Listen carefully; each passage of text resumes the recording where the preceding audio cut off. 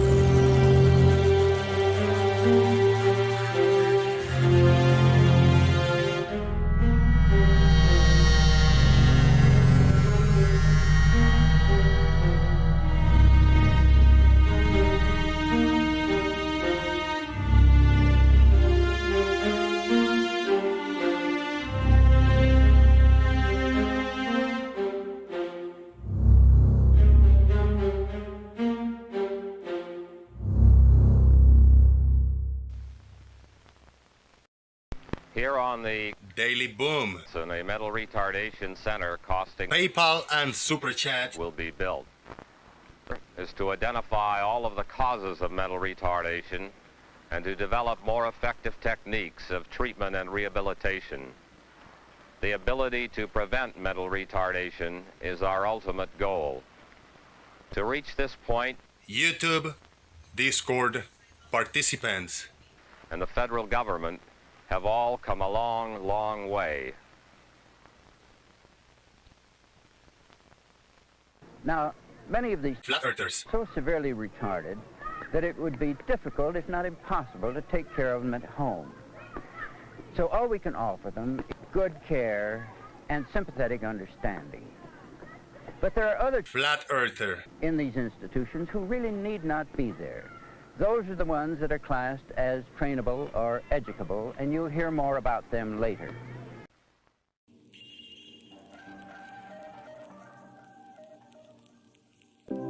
Are we resorting to comedy hour now?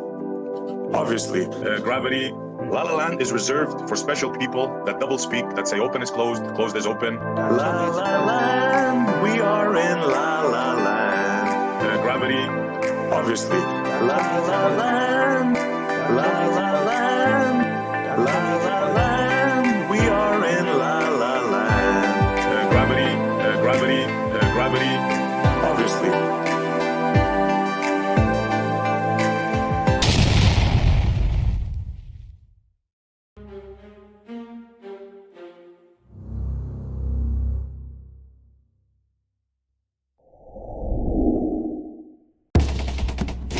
Are you ready? Call your mama, call your papa, call your friends. The festivities are about to begin. Boom!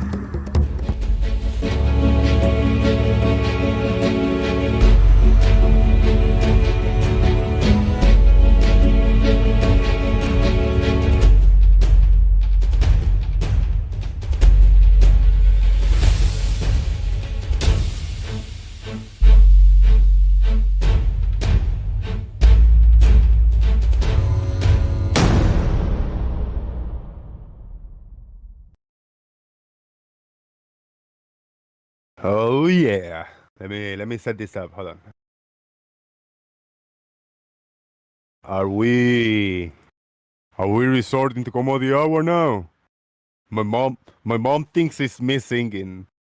For the longest time, she said like, "Oh my God! When I put your show in the beginning, you put that beautiful song, La La Land, and you sound so cute." And I said, "Mom, it's not me singing. It's some weirdo retard from the internet. It's the garbage man." She said, "No, it's you. I recognize your voice."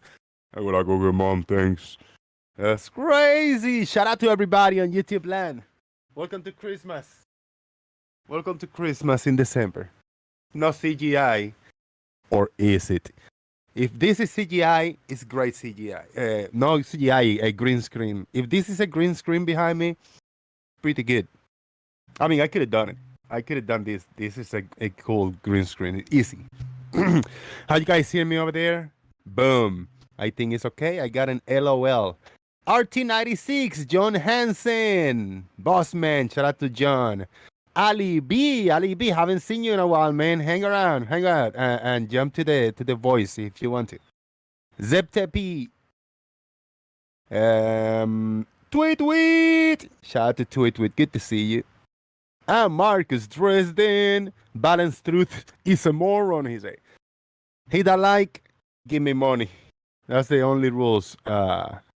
Like button, give me money. PayPal. There's a link somewhere around, and there's a super chat too. There's a Discord server link. You guys can jump in and join us. The Daily Boom Discord server, YouTube Live is called the voice chat. YouTube Live is open for business if you guys want to. Nice to see you, Tweet. I hope everything is good, you know. I hope 2022 treated you better than 2021. That's what I expect for everybody. I hope that this year, which is ending, I hope this year treated everybody better than the year before. At least not worst. You know what I mean? I just found out 5 minutes ago before I did the show that somebody told me today is the debate. I go like, the fuck is that debate? It's the debate. What the fuck is that? Is it Trump? And again, is it this? Trump has a debate again, and I didn't know about it. What the hell is going on here? So no, I guess there's a debate around. But Big Blue, shout out to Big Blue. I wish him the best of luck in this debate. And the person he's gonna talk to is Bev, but Bev gives me diarrhea and like make me sick on my stomach. It's just one argument, level is horizontal. Boom, period.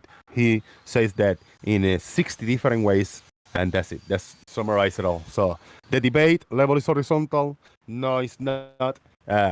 Thank you very much. You're welcome. That's the summary of the debate. The great debate. The hell. Shout out. The more shows, the better.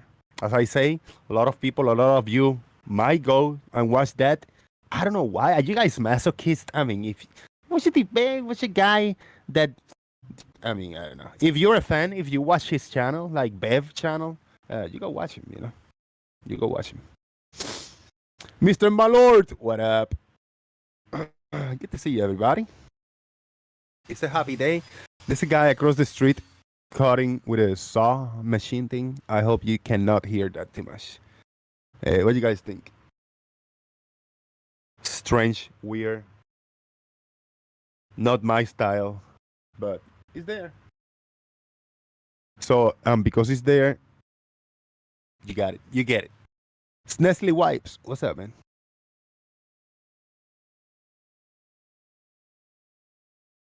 Hey, Jose. Yeah, all good, all good. All good. It's Friday. How's this Friday treating you? How's this week treating you? And is this the culmination of the week? Are you happy with the way it went? Yeah, it's been pretty good. Business is a bit slow at the minute, like, but yeah, apart from that, yeah, all good. Okay. All right. That's good. Fucking epic. I got a fucking epic from the tree from Marcus. I don't know if it's the tree that he said, but hey, I got a peace sign in here. Peace. Oh, I shouldn't touch that. It should be CGI. And is it? Are you ready? Happy Christmas. Look at that. It's a mini tree. Oh, you cannot see that on Discord, but you'll see it on the YouTube. So happy Christmas, everybody. A little early. Or happy Hanukkah. Happy Hanukkah. Happy Feliz Navidad and all that good stuff. Farmers, what's up, man? Hey, how you doing? What's going on? Good. I have to say that I will be watching and cheering Blue on because I know that Bev doesn't like me. Right. He doesn't like me calling him a liar. And he most probably will be reading the chat. Well, I'll be what Blue's going to be showing it in Blue's channel, but I think Blue's going over to the over to not Bev's Discord server to do it. Okay. Yeah, whatever. I didn't know that was a thing that was going to happen today. Hey, no, that's cool. I mean, usually on a Friday night I'm somewhere else, but I've had to turn that one down because I just want to see what Blue's going to do to Bev because I know exactly. We all know what Bev's going to say. Oh, level is horizontal, you know, and many variations of that, and how everything is going to be. If you can't explain it using his idea of Euclidean geometry, then it's wrong. It's false. It's fake. Yeah. Everything. His argument is a derivative from level is horizontal. Period. Yeah. His entire argument is based on bollocks because level isn't horizontal, and that's it. Right. Yep. Oh, that's the debate over. Shit. Yeah, I summarized it. I mean, there was a lot of words in between. There will be a lot of words and laughter and mockery and all the denial and all that good stuff. He's going to be a lot of things in the beginning. So for those who wants to watch that, Blue, go check with Big Blue Marble Science channel, and you can find out what's going on there. I'm not gonna be a part of it. I'm sorry, but I'm gonna be here, just hanging out with whoever want to stay in behind. If not, I'll just talk to myself. I'll process. I'll take my time. I'll process what I had to say, and I might find a little video clip or something to share with whoever decide to watch it. You'll be all right, Jose. You won't be on your own. I'm sure there are enough people who aren't interested and don't want to watch it. I'm just quite intrigued. Because him and his minions watch everything else. If we watch something about him on Terry's stream, and then Bev and his lot were discussing that and pulling it apart and calling us all names and how can Farmer's Boy call me a liar? Well, very easily, Bev, you are a liar. Simple as that. And we all know that, but. Good stuff. Shout out to Doofus Manfred. The Great Debate. What's up, man? Mic check. Is it working? Yeah, it's working. All right, because I'm driving right now, and I decided to hook up a wired headset to my cell phone, which is absurd and works, I guess. Well, it works. We can hear you. It's probably not loud, but anyway. No. Yeah, did you guys happen to mention they'd be arguing over definitions? Oh yeah, of course. Yeah. I mean, we didn't mention it, but yeah, that's a thing. What else is Bev going to do? Yeah, pull out your favorite dictionary. Yeah, cherry pick the bit of the dictionary or whatever description that you want and ignore everything else, because that's how we do science, isn't it? Remind the surveyors and how they've defined and determined each of these words to have their meaning. We don't need to know who the people who have the job to measure the earth, what they think the earth is. Let's just go to the dictionary. You know how cool it would be if whoever, I mean, I don't think Blue or Bev are gonna do this, but if you are listening, you are important. If you got books, if you got all encyclopedias, if you got dictionaries, like all physical media dictionaries, I think you should do a debate or an argument and then just look for the definitions and say, what does this word mean? And while one person Google it, you turn your camera on, you'll be here flipping pages and looking at it in a physical. That would be fucking awesome, bro. That would be great. But the likes of certainly Bev, he doesn't care about any of that, because if it doesn't agree with him, it's wrong. I mean, he slags these professional surveyors that we have. We got 3 or 4 properly qualified professional surveyors within this circle. And Bev just says, oh well, if he is a surveyor, and he just insults all of them. And this is a guy who said the other day, I'm not a surveyor, I've never been a surveyor, but he thinks he can slag off professional surveyors. Certainly in America, you can look them up. These are guys that are registered. You can check their credentials, and he'll quite happily slag them off and say they're lies. So it doesn't matter what you show him. Doesn't matter what you find in a book somewhere. Doesn't matter. Doesn't care. Shout out to Brufus, thoughts? What's up, man? How you doing? Are you a fan of debates? I'm not. Farmers, I want to show you something. What's up, Jose? What's up, Brufus? How you doing, man? What are your thoughts on this quote-unquote debate? Oh, it's entertaining, if anything. Definitely debate is in quotes there. But yes, yeah. It's I wish I had some old encyclopedias to just screenshot that, but that'll be awesome, right? Yeah. Loving it. Yeah, right, live in real time on camera. Oh, you want to know the definition? I got you. And just pull your big fat dictionary, man. That'll be great. I'm gonna turn my camera. I got something I want to share, but mostly with farmers. You're gonna like this. This is. Oh yeah, there you are. Yeah, we got you. This is your warehouse. You see me, right? Yeah, I got you. Yeah. We like The mini twirly stash, okay? Oh, look at that. That's coming on the tree, eh? Look what I got, a book. Oh, how cool is that? And look Story how of a big it Mars is. rover. Look at the size of it. I mean, That's going to have some nice big pictures in there, isn't it? Oh, hell look at yeah, man. Great, look at that. The story of a Mars rover. that. The Curiosity rover. Cool. Outstanding. Look at that. This is great, bro. Yeah, look how cool. It's a storybook. Well, I got a book today, but it's nothing like that. Right. Look at that. Yo, what a big Oh, that's a number. big number. Look how big that is. Yeah, it's really cool. CGI.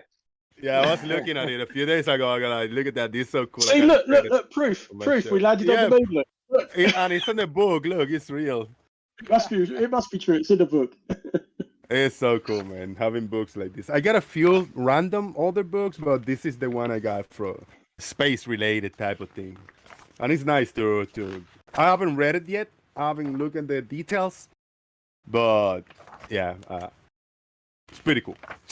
Nice one. Yeah, no, I like it. Yeah. How about that? Look at that. Yeah, because that's not the one that's up there now, is it? That was the one before. Yeah, I think Opportunity was the one before, wasn't it? Curiosity, sorry, yeah. Yeah, because what's the one that's up there now? Is it Opportunity or Perseverance? They do give them some silly bloody names. In 2017, it's already been up there for 253 days. So yeah, it's for the one from I mean something like that, I guess. This book is from 2017, and I just read this after 253 days. Oh no, that's not it necessarily. But yeah, it's the older mission thing. I like it. Oh yeah, that's right. Yeah, Curiosity. That landed on Mars in 2012. There you go. Yeah. Yeah. I don't think. I think like a lot of these, it lasted a damn sight longer than they thought it would. Yeah, it was designed to last X number of months or years, and it just kept going. Look at it's got a lot of facts in this segment right here. Yeah, Viking will be in there. So there was 2 Viking probes in the 70s. Yeah, there's a lot of. Well, look at that. You'll learn a lot from that, Jose. That looks very educational. Yeah, very good. Nice.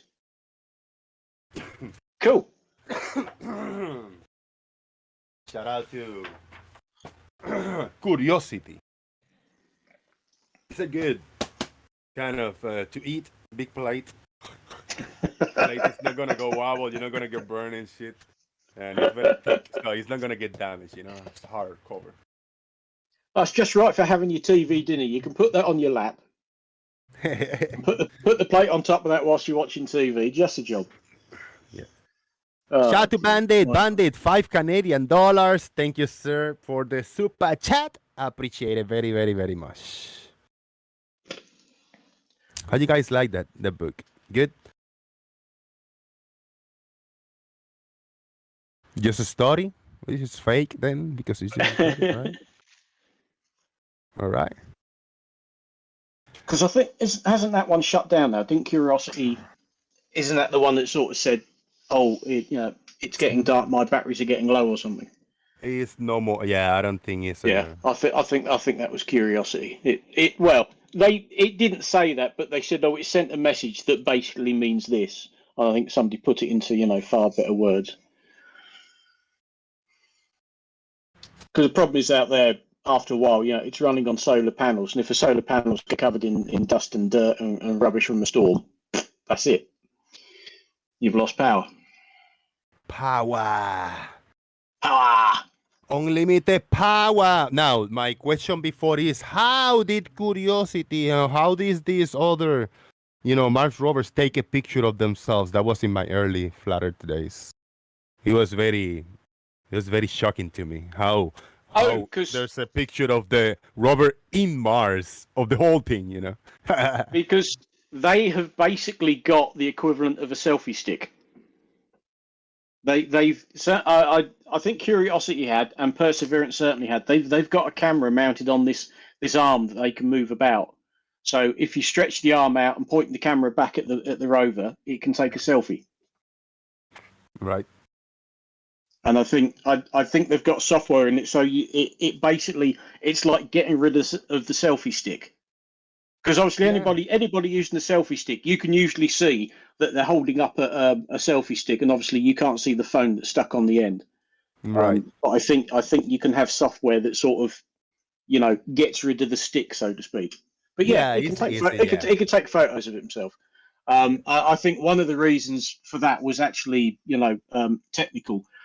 If there's a problem or something breaks down on the rover, then I think they've got the capability to actually look at it, to guide the camera around itself to look at it and see what's broken or if it's stuck on something or anything like that. Because obviously you can't send a bloke out there to fix it. It's on its own. When you say the bloke, can I say the dude? Yeah, okay, yeah. Send the dude. Yeah. Is that the same thing, kind of? Yeah, bloke, dude, fella. Strange word. Where's that word come from? Bloke. What the hell? That's all I got from your explanation. Bloke. That's so messed up, Jose. It's I think it is, or certainly was, English slang. Not quite sure where it comes from, but yeah, bloke. Is it used in Australia? Yes. Really? The word yes, I believe it is used in Australia as well. I think the Australians say bloke. No, I don't think it's not a common word in the United States. I can say that. I mean, just taking that leap over there, bloke. Not everybody called bloke. And I guess not in Canada either. How do they say in Canada? Doofies. What's the word for bloke in Canada? Or dude? Buddy. Buddy. Oh yeah, buddy. Yeah.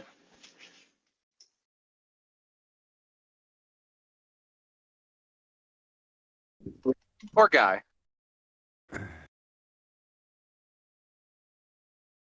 Or fella. I think the Australians use fella a lot. Bruh. Crikey, you're a good bloke, Jose. Thank you, Mandevil.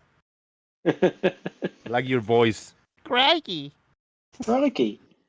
You're not my friend, buddy. You're not my buddy, guy. Terrence and Philip. Oh dear. Well, TFI Friday. We've made it. We've survived the week. Yeah, man. It's good. Good. We made it. I heard that Arwin had an argument with the Oakley Tards. Oh, did he? Yeah, they were infighting again. The only thing I can think is for he trying to talk and they're just trolling him, disrespecting him. It's the only thing. Even though he's a prick and a disrespectful dude too. But they've always treated him as, well, a bit like a punching bag, I guess. I mean, they've never treated them as with any respect or as an equal, have they? From what I can remember. Yeah. That's strange. In that, let's say in that channel, Oakley is in the top seat in the God. He's like in a shelf up high, and then he's got his minions sitting, carrying the big shelf, holding it in the shoulders. Is the people on his Google Meets, and then he's got in the lower tier, kind of in the behind. He got a handful of people on the Discord over there, and let's say he talks 45 minutes out of the 1 hour show. What the hell kind of open show is that? What the hell kind of, what is that? It's not. It's all about him, isn't it? Yeah. It's him and his ego, Always has been. Yeah, there could be 50 people there sitting between holding the shelf in their shoulders and sitting in all the bleachers around them, holding hands with Nathan, all singing the same song. But he is the one that speaks, and everybody just bow to him. Yeah, it's crazy, bro. I will never want to feel like that, bro. I mean, and I know in the beginning of the show, I rant a little bit, but that's it. In the first 5-10 minutes is when I try to participate in between. But I mean, the show is for you guys, you know, for you guys to talk. Yeah. No, Oakley. It's Oakley's show. It's all about him, quite clearly. And woe betide anybody who thinks otherwise. I mean, I'm guessing I haven't watched that in I hate to think how long, because what's the point? A few weeks ago, I listened to it. I woke up early and I was just in the background, kind of background noise. But all I heard was blah blah blah. His voice, Yeah. like the whole time. Yep. I didn't hear anybody talking to each other. I didn't hear anybody answering questions or proposing, you know, ideas or nothing like that. Nothing. No, I'm not well, surprised. yeah. It's like an Arwin show, yeah. Oakley show is like Arwin show. You just got guesses listening to him talk. And Arwin talk without guesses. That's it. I haven't watched I mean, I've never actually watched an entire Arwin Early Bird, you know, show. I've watched the odd snippet, but it's just like, what's the point? Yeah, I listened the other day and he was talking about he kissed a guy. Yeah. Oh, I saw about the kinds of the thing you sexual put shit. together. Yeah. Yeah. Being all sexual and saying his deepest, darkest secrets. He was funny, man. Yeah, YouTube's not. I wouldn't say YouTube was the right place for that sort of thing, but this is Arwen we're talking about. He's not the clearest of thinkers, is he? He's a jolly good fella. Fella is another word, right? Yeah, a fella, a quick fella. A jolly good fella. Well, it's obviously a contraction of fellow. You know, he's a jolly good fellow, and yeah, it's become fella. Now that is an Australian one, that I do know, because I was watching a bit of the Mad Max films the other night. Is it a derivative from fallacious? Oh, I'm sorry. Forbidden words. Sorry, YouTube. Don't you come in here with your fallacies. The random explorer rather listen to Arwin than Nathan. Rough, yeah. Can you imagine that? Well, yeah, Arwin over you. Yeah, what a choice to have to make. Okay, it's got to be either Arwin or Nathan. I mean, that's when you just turn your computer off and walk away, surely, isn't it? Well, how about neither? How about just no, not doing it? Yeah, I think I'll go with the random. I think I'd rather listen to Arwin than Nathan. Yeah. I mean, if I had no choice. I suppose so. Yeah, Arwin can be, you know, mildly entertaining sometimes. Yes, he can be. Whereas Nathan, I've never heard anything Nathan said that amused me. More made me want to punch the screen, or possibly even myself for being stupid enough to listen to it. Yeah, he's very, I don't know, he's very disgusting. Yep. Well, a lot of them are. So what? They're not. A lot of them are disgusting. A lot of them are not the nicest of people. It's as simple as that. And I don't know why. Is it Flat Earth that does that to them, or are they just naturally that way inclined in the first place? And they're the sort of people who tend to like conspiracy theories and arguing with people. I don't know. He just is disgusting, man. You've only got to see how some of them react in the On the Level server. I mean, they're not nice people. They're not people I'd want to know for real. Yep. I had a Dean. I'm just looking at something. Doofus, everything good at the phone call? Are you a millionaire now? Did that phone call give you a lot of money? Give me some. Well, I mean, every phone call is important, right? Isn't it? Yes. Somebody is communicating to you. it's got to be important. Yeah, well, sometimes it's just, here, fix this thing I messed up. Okay, I got you. Yeah, I think most of mine today was, your schedule next week? Nah, it's all changed now. All right. Whatever. I'm easy. Oh, they let you know that on a Friday, huh? Oh yeah, yeah. Friday lunchtime. That site you're going to Monday. Yeah. Can you now do it next Monday instead? Yeah. Whatever. I don't care. At least you let me know today, and not when I was halfway there Monday morning. Oh, yeah. At least give me 24 hours notice. And he phoned me on a Friday, and it was the other side of the weekend. So no, that's fine. I can live with that. But yeah, scratch that, change this, move that, whatever. The best notifications are the ones you get on Sunday evening by email. It's very impersonal. I got a couple of work related emails last Sunday, but I didn't mind because I was actually sitting here just catching up on some work myself. And my colleague sent me a couple of things. Oh, if you're going to this site, then you need to bear in mind this, that, and the other. And I thought, no, I don't mind. I did reply back and say, oh, it's nice to see I'm not the only one working on a bloody Sunday. Then Yeah. Because when you spend all week on site, when's the only time you get to catch up on everything else that you need to do when you get home? The weekend. I don't care because I bill them for it and they pay me, but there's something about working at weekends. I don't like it. It's not your cup of tea. It's not. I mean, No by I know choice. it's different. I know it's different because I'm working from home, and it really doesn't make a lot of difference. But historically, if you was working in an office 5 days a week, I'm sorry, weekends are your time.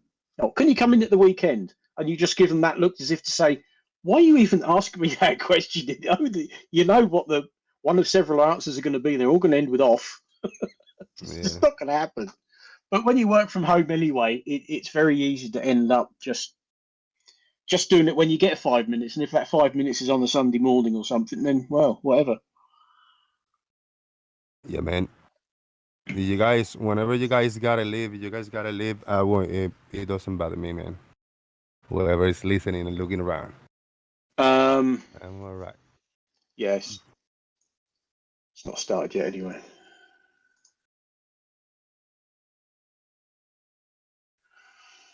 I had this video saved for a while. I'm sharing my screen for whoever wanna check on my screen share.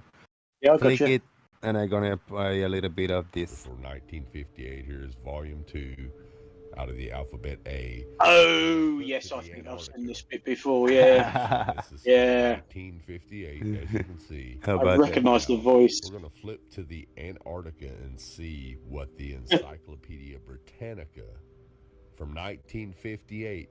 I mean, he's gonna talk about the dome, right? The mentions the dome. You know, And- he's going to talk about the domes that they found the in domes. Antarctica. Exactly. And nowadays, you can actually, see where the domes are. The map, what they call the domes. It's beautiful. Yes. Yeah.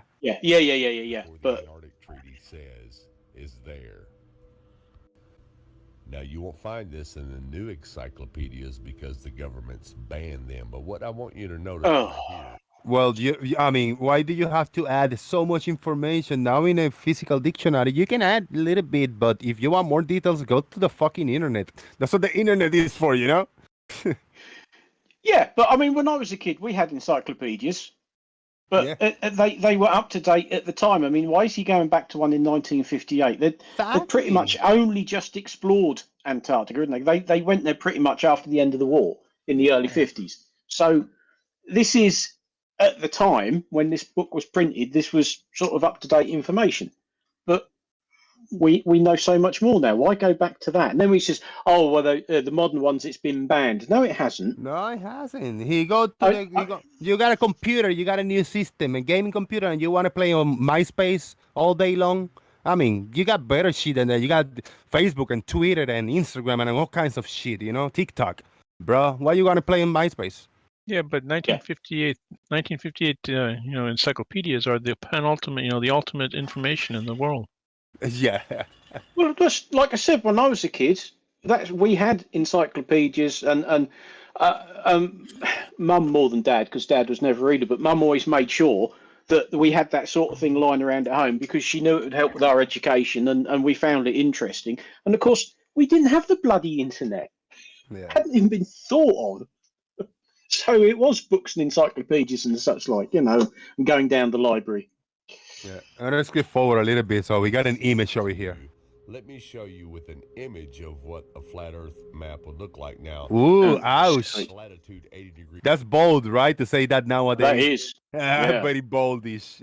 Play that again. Image of what a flat Earth map would look like now. This is what a latitude 80 degrees south would I love look like on a flat Earth map. As you can see, the dome comes down closer to you over the wall, which will be about 13,000 feet. Now, if you go back out into the center of the Earth, or up the North Pole, and try to go up to the firmament with a little bit of calculation, it's going to show that it's about 385,500 feet away. This is the beauty. I just want to point out, this is the videos, the information that we had back in the day, 2015, 16, 17, and then flat earthers just became afraid, became paranoid, and they don't want to say nothing. This is what I'm looking for information on people who want to commit to how things work on a flat earth. So shout out to him, whether it's wrong, but at least there's something to chew on, Yeah. How did he get 385,500 feet? That's a very precise number. With the right calculations. What, he pulled it out of his backside? Yeah, he did the right calculations. That, but I'm surprised it wasn't like 527.293 feet or something, Oh man, I love it. Let's see. The North Pole, and try to go up to the firmament with a little bit of calculation. It's going to show that it's about 380. See, with a little bit of calculation, bro. Think of a number, double it, and add 1,000. What? So did he show his work, or did he just say calculations? No, yeah, he just did a little bit of calculation. So math is involved in this equation, so he's all right. Oh, okay. So normally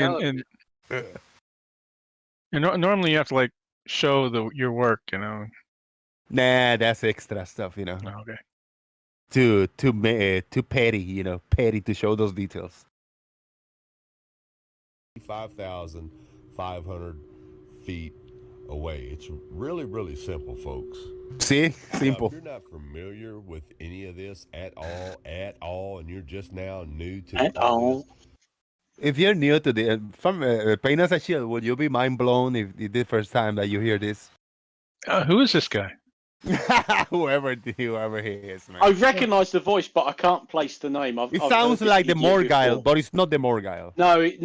I can almost picture him as well, but I just can't remember his name. The thing about it is he has this nice Southern accent, which makes me deduct 30, 40 points from his IQ right off the bat. Is it? I mean, it doesn't seem like a civil version of Pig Slapper. You remember that guy? Oh yeah, he's still around. Yeah, it's not. I recognise this guy's voice. I can picture his face, but I just can't remember what his bloody name is. That's how flat Earth is going to be. This guy is crazy. He doesn't know what he's talking about. But what you got to ask yourself is, why do all the maps before 1958 show a flat Earth with the ice wall around it and a firmament, a dome? And why does the encyclopedia tell you that there's a dome there, and it gives you the exact height at a certain latitude and longitude? Well, the reason is because in 1958, that's when all governments and all nations of the world signed the UN treaty to ban all civilians from going to the Antarctica. Oh, what a load of bollocks. And they erased everything. Is that true, what he's saying? No, the Antarctic Treaty does not ban you from going to Antarctica. Ban all the civilians? No. You just have to, if you're a citizen of a signatory, you have to tell them that you're going to go there so they can tell everybody else. And before the environmental things came in, I think in 91, you didn't even have to get you didn't. Now you got to basically tell them what you're going to do so they can do the environmental impact and tell you what to do. But before that, you didn't have to do that. Yep. Like they're erasing everything today. So again, ask yourself, if all this existed before 1958, why doesn't it exist now? How come it all of a sudden was erased and just... I mean, I don't think it exists in the books when they got updated, but we have the internet now, and you can find all the information, more detail and more data on the internet. Am I right? Yep. So I've just googled. The dome he's on about is Dome A or Dome Argus, which is the tallest ice dome in Antarctica, and it is at approximately 80 degrees south, 72 degrees east. Is it 385 foot, 385,000 foot high? Is this guy conflating the ice domes with the firmament dome? Yes. Yes. Oh, fuck! You're kidding me. But they always do that. They always do that because Admiral Byrd, when he went and did his expedition, they found all of this land on the other side of the South Pole. That means the other side to which they landed and explored, and they get that wrong. And there are ice domes, but when they talk about domes, you don't have a clue what you're talking about. Is this guy conflating These- the ice domes with the firmament dome? I'm sorry. Hello, mate. How's it going? Hello. Carry on. My bad. Thank you. Yes, Whatever. they conflate these ice domes with this imaginary firmament. I mean, ice domes are things, and an ice dome A or Dome Argus, at its highest point, is 13,500 feet above sea level. My stones are like ice when it gets below 30 degrees. Well, it's also the coldest place on Earth. Can get down to minus 144 degrees Fahrenheit. Shout Or out to 98, Carlos. minus 98 Celsius, which is a bit nippy. You missed it. It's 80 degrees south, but it's 30 degrees colder than 30 degrees. Let's see a little About bit more. 33 degrees. Out of your history books, out of your encyclopedias, out of your libraries. Wake up, people. Wake up, people. Wake up. No, I'm going to sleep. Solid. Anyway, Jose, I'm going to bail. Look, that's the guy. Is that the guy? No, Talking? that ain't him. No, that's not him. I'm sure that's not him. So yeah. Not the That's him. Morgal. You really think it's him? No. it's not. No, I it's not told you the it sounded like the more guy, but listen to this guy. Continue. Well, he asked That's for him. money? You ain't gotta believe me. That's the guy talking. That's not the The black guy I'm guy. thinking of then. Yeah. Oh well. But Jose, I'm going to bail on you because I want to Get out of here. See you later. Yeah, farmer. Thank you for coming, man. Bye bye. Carlos, some people is leaving because there's and I'm gonna do big quotation marks, a debate going. Where? People is leaving to see something that has been done for many times. The prophecy has been foretold. Yeah. The prophecy has been fulfilled. Yeah. Okay. Yeah, go check on Big Blue channel. Something is going down there. Oh, Big Blue is going on now? So I guess, yeah, I don't know. I'm just running my thing here. Oh. Oh, okay. Fair enough. You keep in touch with Big Blue these days? Yes. Awesome. The best of lucks to him, but he's talking to Bev, and I don't have nothing to hear about. Oh, I just I don't. Oof, I don't. you give me a yeah. stomach ache. It just make me puke. Sorry. I feel you. I was gonna say when I hear Bev, I'm like, yeah, No, it's just like cliche. yeah, not my thing. Shout out to you, man. Yeah, this guy, I don't know who he is. He speaks like a deeper version of the Morgile. Yeah, a smarter version. Yeah. And now this other guy, he's gonna talk about some AE map. I'm sharing my screen. I don't know if you're seeing it. If you click on it, you should be able to see. Yeah, I got it. All right. Pulled up. So anyway, Oh, the Gleason map. Here's Yeah. the Gleason's new standard map of the world. And as you can see, scientifically Scientifically. correct, as it is. Practically correct. This is the number 6, Lord. patented on November the 15th, 1892. And this is a copy from the Boston Public Library. Okay, now let's show you how the seasons work on this. Oh, he's gonna talk about this. Uh, Oh no, I ain't gonna listen to this shit.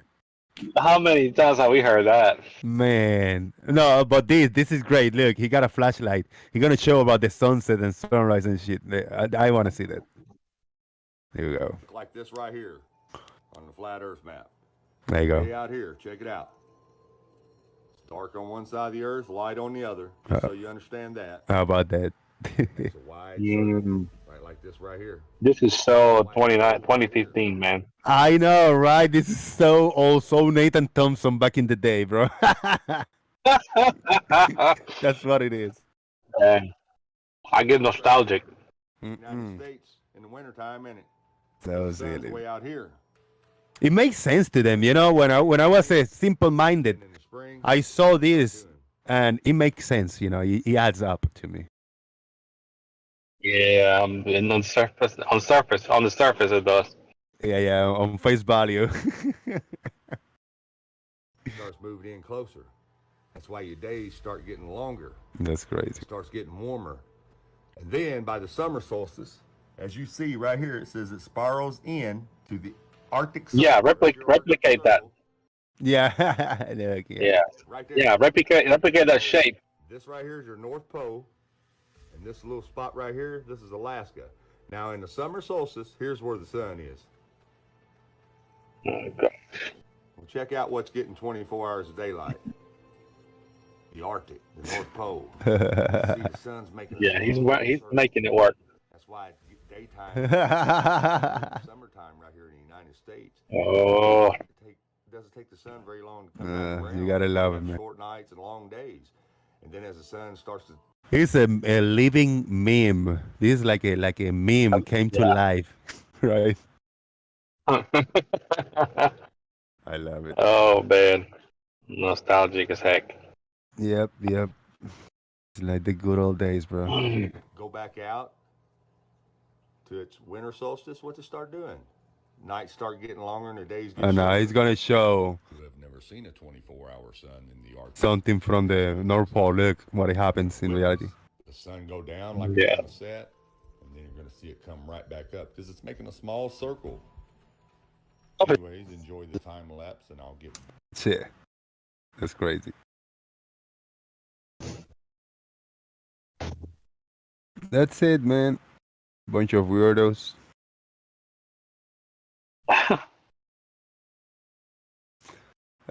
Gene, there's a guy, Gene CBR. I don't know if you know him. A black guy. Gene CBR. Yeah, very yelly and like annoying, interruptive. From Japan, he lives in Japan. Oh, And so he's come to your place. right. His go-to as for flat Earth proof and evidence is the concave, the convex Earth documentary from the Bilu documentary. Oh no. Yeah, that's his go-to, not bro. Bilu. That's his go-to documentary. But the thing is that he's been in the arena for like this in 2015, 16. He's old school, and so many people telling about He's the still- Bill documentary. He knows about it, but he ignores the part of the fraudulent that these people are. He ignored the part of the alien. He don't want to hear. He just want to talk about the quote unquote proof in the documentary. Yeah, I love when they're at the shore with a video camera hooked up to a CRT TV, hooked up to a battery and an inverter, and they were looking at the freaking boat on the distance. Man, that's just so meta, man. Yeah. Some classic shit, right? The OGs. Yeah, man, they lost me at the Bilu. Whenever they pull these videos where there somebody's looking at a plate and it breaks, sitting still. Remember that? Yeah. Yeah. Oh, so cringy, man. Yeah, man. So this person, I'm telling, like, dude, how can you trust these people that did the documentary? They are a bunch of fraudulent potatoes, you know. Oh no, they are scientists and they are who they say they are. He insists. Yeah. That's crazy. Yeah, They it's say they like are. if anybody in NASA has some weird religion or something. Oh, devil worshippers, it's a lie. They're in a conspiracy. But then if they have somebody they reference, if they just say one thing that is it supports their belief, everything else it can be ignored. Yeah. You know, it's the double standard. That's it, man. Extra J, what's up, Extra J? Hi, yeah. I was just about to say hello there. And, good to hear you. Yeah, man. the Bilu documentary, that was a funny one. When it was so bad it was an ongoing joke on Globebusters. That's how bad it was. Yeah. Yeah, they had to make special shows and retraction videos and shit like that, you know? Even the flat earthers. Yeah, I remember D Marble, he was a fan of that when it first came out, and then I think he went silent after a bit about it. And he's been silent, period. I haven't seen him in a while. I wanted to ask him about it. I was trying to meet up with that guy because he worked right down the street from where I work at, and I never did catch him in person. I had a couple questions I was going to ask him, but then he left, moved back down south.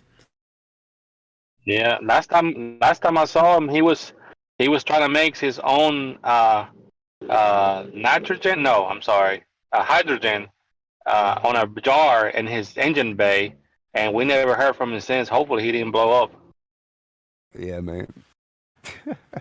Hopefully, that's not why he broke down in Vegas. When did you arrive? When did you arrive, Extra J, to this corner of the YouTube?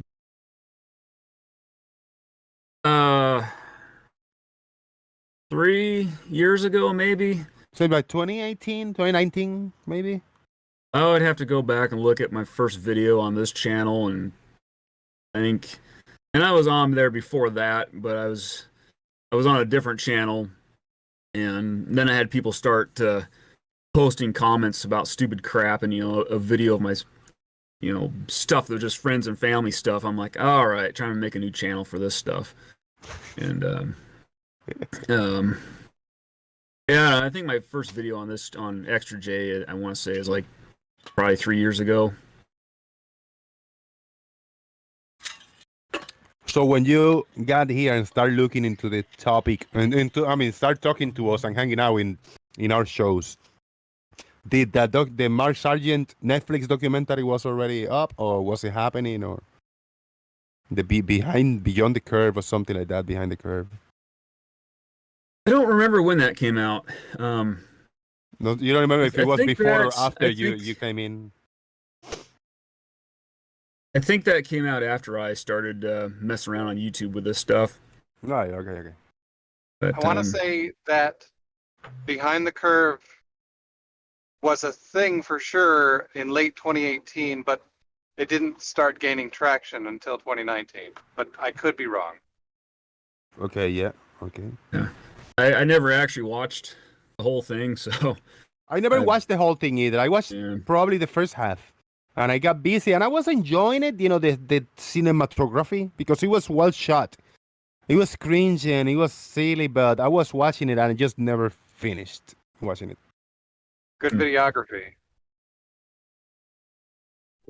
I was really waiting for GM Truth's movie to come out, but that didn't happen. Right. Do you agree, Doofus? Good cinematography? Yeah, and Behind the Curve, the shots are good. Yeah, it was nice, well shot. Yeah, that's why I enjoyed it, actually. The best thing that came out of that, it was the snippet of 15 degrees per hour and it being detected on that fiber optic gyro. And the interesting. Beautiful. And interesting. And and also the failed experiment from Jarenis, and bless his heart.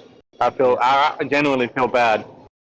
But now, Bob Nadell, I don't feel bad because he was cocky, thinking that he was going to get something out of that test. I never seen that in but the Darren was documentary. actually... Really? Not in the documentary. I've seen in the clips many times, but I have never saw it in the actual original. Yeah. But I genuinely feel bad for Jaron because he was actually going out there trying things, unlike other people who just, look at, other videos and that's their proof, We need to, give credit where credit is due. Yeah. I have a soft heart for Jaron because he actually tried many different things, so. Yeah. Anyway.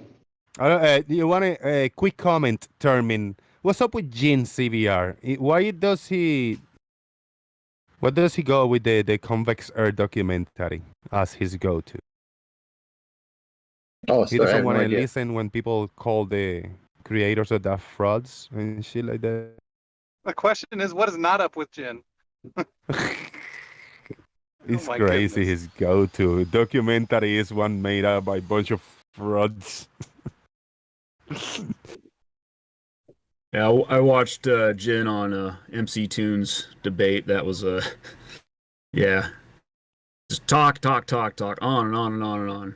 Yeah, you can't call that a debate, and I hope I don't know. I'm not watching what's going on now, and I'm not gonna watch it. But if and when there's a debate, it should be one moderator, two participants, and there should be time, or at least if there's a back and forth conversation, self-awareness of how much you're talking versus the other person, it's got to be somehow structured.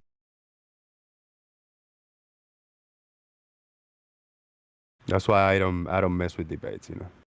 I think I hosted one or two here in this channel. The years that I've been doing this.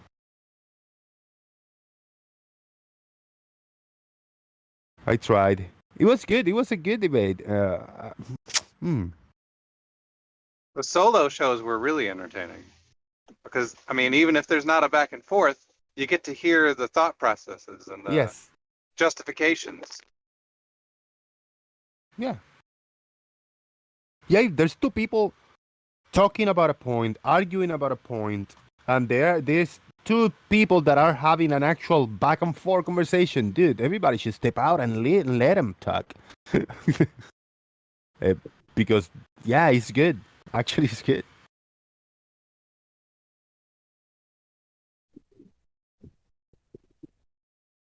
I know one of those. I cannot follow like on conversation like that. I can't. I'm too distracted and I'm too illiterate for that. I am debating illiterate, Carlos. What do you think? Doofy's got it. Uh-oh. Hey, careful what you be showing in that camera now. Uh-oh. Where's the beef? Wait, where's the beef? Oh, camera keeps shutting down. What the hell? Hello, Farmer's boy. I'm back. What's up, man? That's as much as I could fucking take. Really? So quick? Nah. Yep. Is a water level Bev still is doing his cool? presentation of how logic works and how level via logic equals horizontal. And it's at that point I just thought, no, I'm out of it. I can't be listening to this shite. It's bollocks. It's utter bollocks. It's his voice, his tone, the condescending, he thinks he knows. Man. But level is horizontal. They annoyingly talking, non-stopping, and they interrupting when somebody talks. It's just so annoying. He's on his bloody He's got the whiteboard out right now. Oh, he's got the whiteboard out, and he's trying to show that logically level is horizontal. He's just, God, it's painful. I just thought, no, I'm coming back here. Yeah. Logically, man. Like logic beats reality. Like logic beats reality, Oh, yeah, well, in his head, yes, somehow. Yeah. Logic doesn't beat physicality. You remember Bro Sanchez? Sorry, Carlos, what was that? So do you remember Bro Sanchez?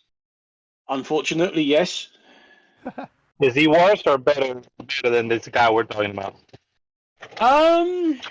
I think better. I can think say better that. as well. Yeah, yeah. I'd probably, okay.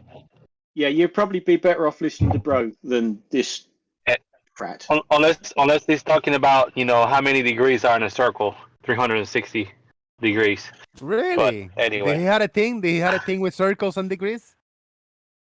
well, he was very confused about how there's a total of 160 degrees on a circle, and he said, "What if a circle has 161 degrees?" Yeah. And he was arguing with Greater Sapien, and it was like you know how sometimes you get stuck on something, and it's like very simple, but you're just so stuck, and then somebody from the outside can look at it and it's like, dude, this is so simple. So it was one of those. But anyway, Bro Sanchez. Yeah. I was never a big fan of him. I think I when like earlier I used to watch Dredd, the other guy. What was the name of the show? Greater Sapien. No. Fucking some other black guy, and I knew Bro Sanchez through him, but Dredd. Okay. I Dredd. Yeah, you being exposed. You being exposed. That's the name I was thinking. He's saying he had dreads. Dang.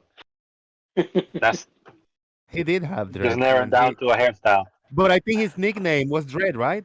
Yeah. Yeah. That's why Or Dredd. something like that. Okay. I think Conspiracy Cats kept calling him Fred or something like that. My name's Dredd, not Fred. Yeah, I remember that. Yeah. I never heard that. No, that's good. Freaking classic, man. Oh, that was, yeah. It's Dredd, not Fred. I like that.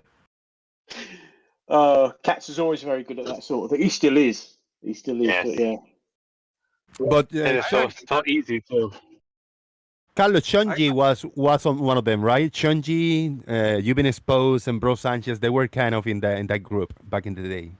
I don't remember. Yeah. When before Chunji, I mean, when you came in, Chunji was already not a flat earther, right? Like recently, because when Chunji that's right. Yeah, when Chunji was a flat earther, he was one of them. He was a Bro Sanchez, You've Been Exposed guy. Yeah.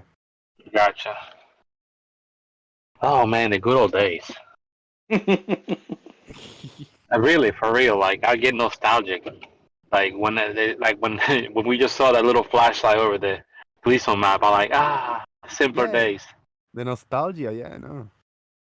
There's no times like that anymore. And all the videos that you used to open in 2017, I mean, before and up to 2018-ish, there was guys that say, like, this is the way the map of the flat earth, and this is the sunrise and sunset works. Look at this. This is the stars, the way they do the stars, and this is what happened with the eclipse. And gravity is this, or it's not that. And they used to tell things, how things worked.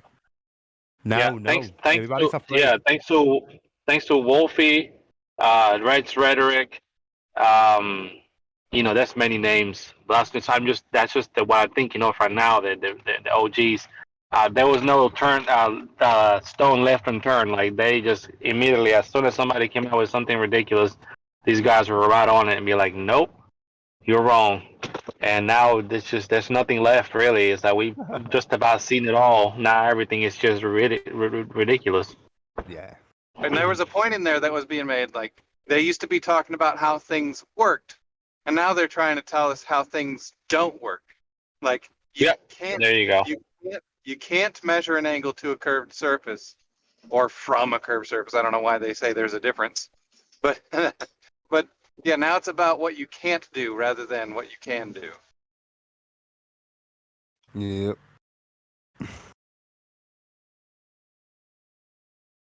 What is Brian Mavitt? Brian Mavitt's a Muppet, man. He's got such a patty mouth, and he got his wife. She's very cool. She's nice. Yes, Susan. Susan, yeah, she's because she can laugh. She laughs with us at him. when we pick on him and we make fun of him, she also laughs at that. Yeah. He's a keeper. Susan. Oh, I've got to go. The boss is here. I have a message that I sent him. I'm trying to find to share. It was so funny. What's his name? Mavitt? Brian Mavitt. Brian Mavitt. Yeah.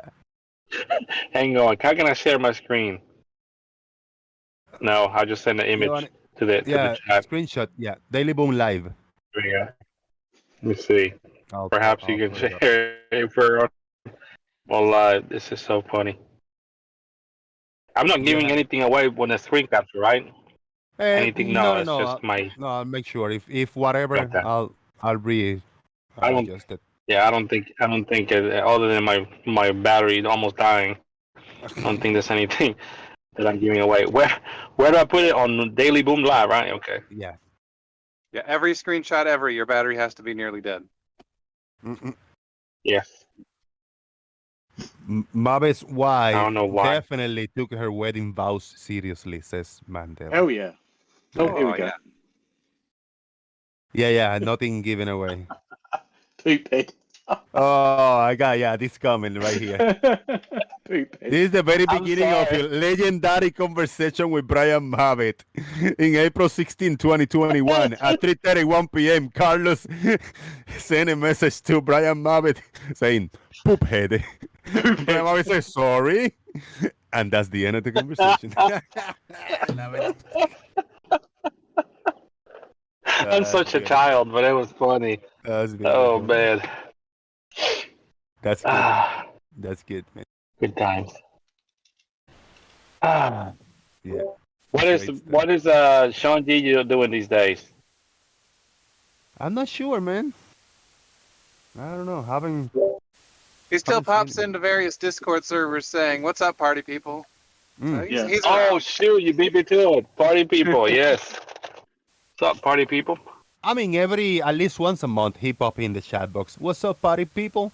And then he stays like 5 minutes saying, "Hey, hello, what's up?" And then he disappears again. Yeah, it's like kind of like me then. Like a drive-by, hey, what's up? You know. Something like Carlos did, yes, indeed. Yeah, me. I'll do that sometimes. Sorry. It is, man, yeah. No kidding. There was so much potential, but I just use my time in other ways. Yeah. Right, yeah, he's got his time out. Can't really knock it. I never got my wish, though. I never got to debate Chris Berry. That's what I wanted, but never did. Gravity is fake because of the three body problem. That's Chris Berry. You're welcome. Yeah. No, and also his Nerf bullet dropping. Remember that experiment? The Nerf bullet shooting at the camera that was attached to the bicycle wheel that was spinning? Oh, God, yes. I'd forgotten all about that one. Oh, yeah, he debunked Coriolis that way? Yeah, Coriolis debunked by a Nerf bullet and a bicycle wheel. It could be worse. He could have debunked the glow earth by putting a camera on a fence and then opening and closing a fence, the gate on the fence. Remember that guy? Did you guys ever see that guy who he mounted a camera to the gate on his fence, and then he would open and close the gate? And isn't that the guy that made Cyman Dan? Yep, that's the one. That's the one. That's the guy. He kept swinging that bloody gate backwards and forwards, and Cyman Dan did a video on him, and it went viral. And that's what really kicked his channel off. For some reason, almost a million subscribers. Yeah. I'm trying to think. Yeah, that was a UK Chris or something like that. Yeah. His name was Chris. He was an absolute fucking muppet. Chris in UK, yeah. Something like that. Yeah, but his name was Chris. Yeah. Just in case, now there's a story behind this. I'm going to apologize just in case because a little while back before that guy did that gate video, I was posting in one of his comments, and it had to do with a camera following something 15 degrees per hour, whatever. I can't remember what it was. And I told him, you know what? Do this. Put two cameras, one at the start of gate, one at the end of the gate, and swing it and see if they both show the same. I can't remember what it was exactly. And a little while later, all of a sudden, he comes out with his gate video. There's a chance I might have been responsible for that.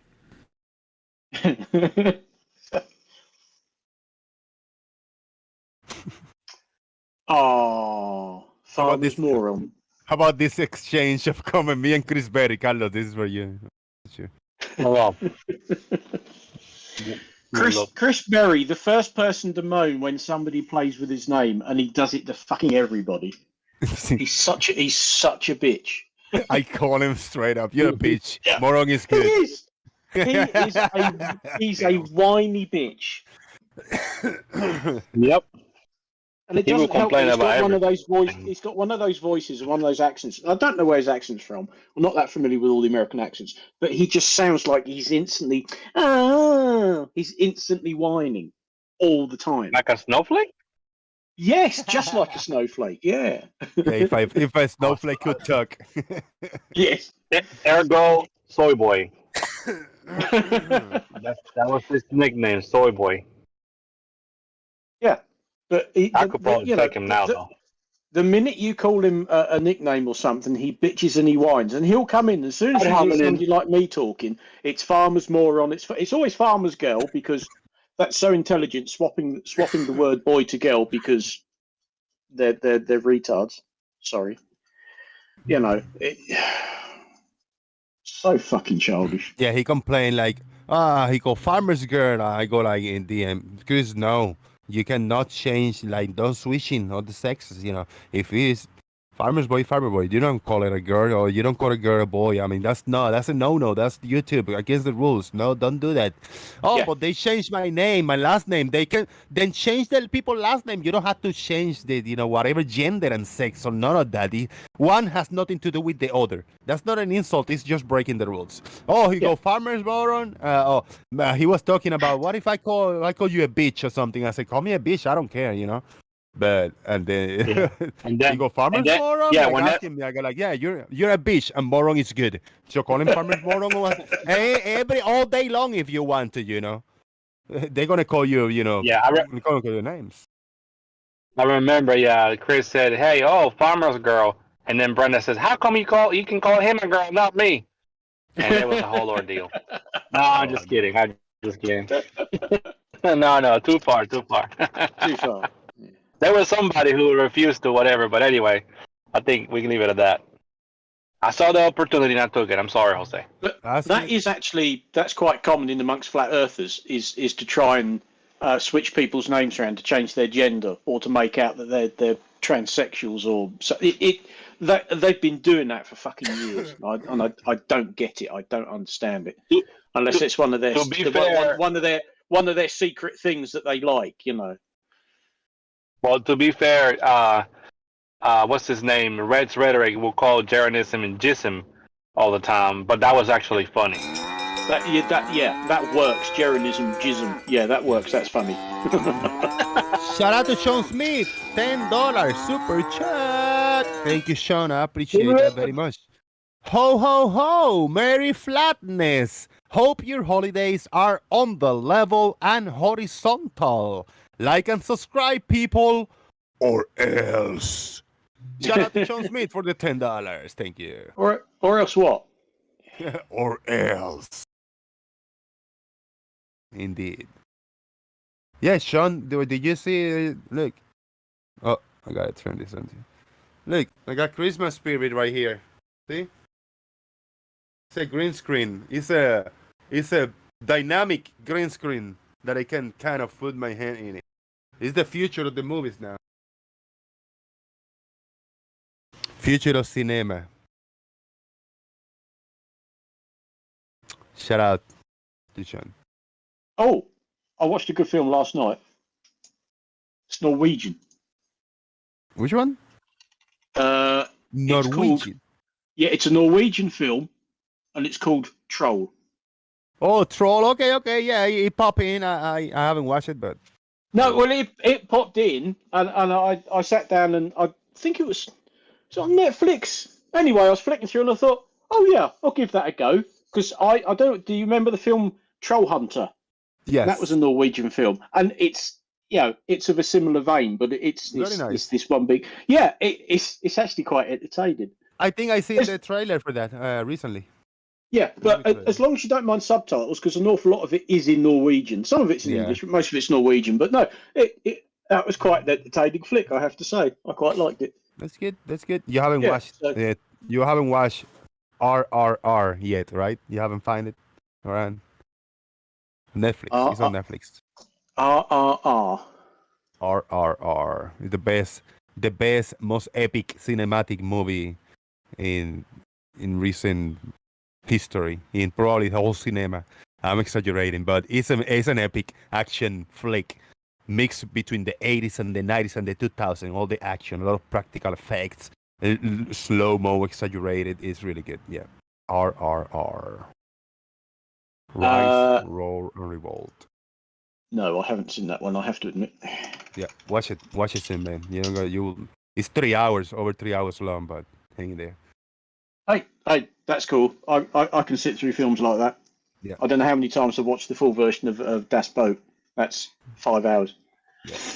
Shout out to Jimmy Boy. Trolls 2 is a classic indeed. Trolls 2 is a classic. I remember I rented it as a kid. I couldn't understand it, but now I understand the hype, the cult behind it. I've seen documentaries. I've seen what people have done to accomplish this, to keep Trolls 2 alive and as a cult classic. It's good shit, man. Funny. Oh God, yes, I remember watching that. Oh bloody hell, that was a long time ago. Dude, they do viewing in movie theaters in different parts of the world in different days, and a lot of people go, and they actually they put together and they invited the actors and actresses from the movie. They try to, Yeah, it's fun stuff. If you look the Troll 2 cult classic or whatever, there's gonna be a documentary that is really good, bro, related to the movie. Yes, because it was also under the title Goblins. Yeah. Yeah. Now, anybody familiar with Nathan Felder? You heard the name, Nathan Felder. Not ringing any bells. Dude, I got hooked with Nathan Felder. A few months ago, I watched The Rehearsal TV series. I watched The Rehearsal, and then I met Nathan Felder, the creator of this show, and he's a genius. Then recently, a few days ago, I found another series, and it got 4 seasons. Nathan for You, or Nathan is for You.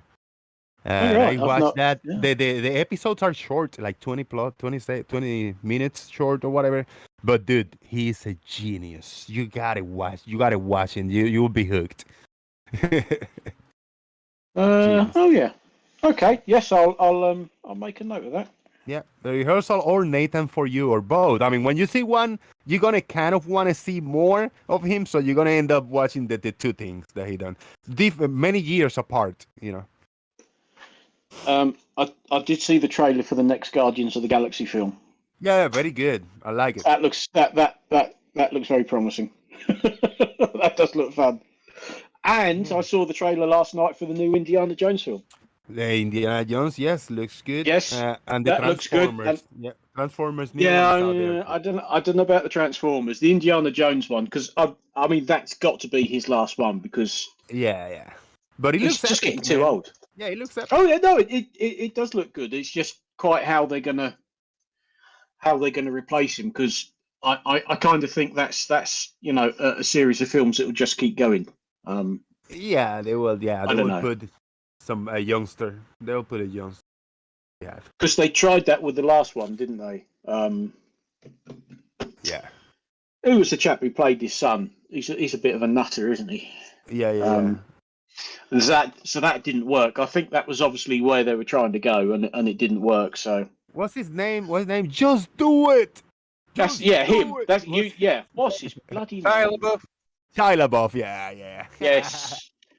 I think they were trying to sort of write him in as a replacement. Oh, this is Indiana Jones's son. He can take over and run with it. But I think he was the wrong choice, and I think filmmakers realise that. Yeah. And the film itself, yeah, everything up until then, he'd been looking for historical artifacts, and all of a sudden, it's aliens, and it's like, Yeah, that was it. no, yeah, that's a bit Strange. shit. Yeah, I watched it Yeah. on the movie theaters, man. I was a little disappointed, but I enjoyed the movie. It was just not, Yeah. just not grounded down to earth. There were some good bits in it. I mean, it was a good enough flick, but aliens in an Indiana Jones film, Yeah, they went a little bit too far. Yeah. yeah. Listen, Yeah, it was alright. I watched The Menu. Really good, man. With Anna Taylor-Joy. Oh, yeah. The blonde chick. I mean, it's not perfect. I just watched it because it's not a big CGI action movie, so you can watch it whatever quality it is. It doesn't have to be the highest quality ever. And dude, it was a really good movie. I enjoyed it a lot. It's a lot of good actors and actresses in it. Yeah. I tell you what has surprised me: the new Sylvester Stallone series, Tulsa King. Is it good? He's actually really quite funny in it. Yeah, I enjoyed it. I mean, there's only 3 episodes so far, but yeah, I thought I read the reviews and most people said, yeah, actually it's not that bad and he's quite funny. You know, a lot of it's a bit silly, but yeah, it was quite entertaining. I think he's quite good in it. Yeah, I stopped watching. Yeah, I stopped watching movie reviews, man, because they can get me whenever I'm gonna watch a series or movie. I'm gonna go. The brain is gonna give me a bias. Yeah, am I gonna like it or not? So I try to go blind as possible. Yeah. Oh, see, they're talking about Lucifer. Yes, I was watching Lucifer. I think that started out on Amazon and then it switched across to Netflix, I think. Absolutely brilliant. The chap who plays Lucifer, he's a Welshman. Can't think of the guy's name. Good. Huh. Oh, it's superb, absolutely superb series. Yeah, because he's Lucifer, and he's come to Earth, you know, for a change and something to do. And of course, he hooks up with this rather attractive female detective. And it's the old, you know, going around solving crime, but he is the devil. He is Lucifer. Yeah, it's quite funny. Yeah, it's quite good. I've enjoyed that. Let me ask. No thanks.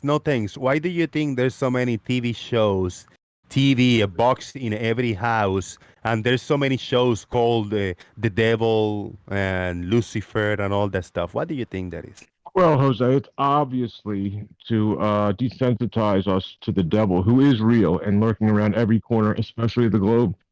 I mean, it's a globe creation. That's obviously the answer. There you go. Can I go and take a 5-minute break? Can I go take a 5-minute break? I'll be back and I'll leave you guys take the floor. Mm-hmm. Go for it. I'll be listening in the background. I think Jose might be the devil. I'm glad he's gone. Uh-huh. I see. Of course, there is no devil, or there are no devils. Gods, deities, supernatural beings. They're all man-made.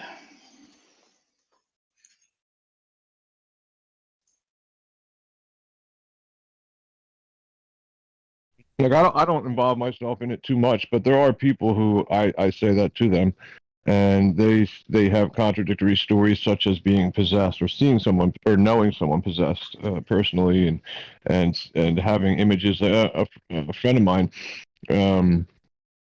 he never met his grand. Sorry, so a friend of mine, he never met his grandmom, and he took his mom. I mean, I say he's a friend of mine. He's like 17 years old, right? But kind of like half raised him. Anyway, his mom took a picture of him and printed out the picture. And in the picture, you can see a hand, like a ghostly hand on him, and then you can see this figure, right? They darken and like did the contrast on the pictures. It's his grandma in the picture, like to the T. I never met his grandma. You know, I've never even. I just blow this stuff off, and then they show me. No, she says, "Look, here's his grandma," and like an old picture of her.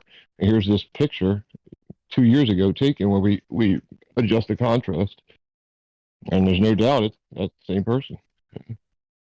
I don't know how this stuff works. I'm very skeptical of stuff like that, I have to admit. Me too. I still don't believe it.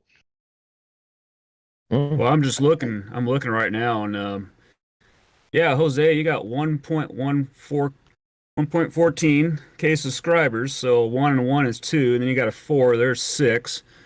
There's 17 likes right now on the YouTube stream. So 1 less than 7. There's 6. And also, yeah, Jose's got 6 moderators. There's 666. It's even better. As I look at YouTube at the moment, he's got 32 likes.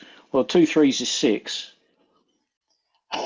Oh, you're right. Yeah, I think mine's behind. My yeah, if you refresh it, it'll. Yeah, I mean, mine might even be behind. Actually, hang on, let me.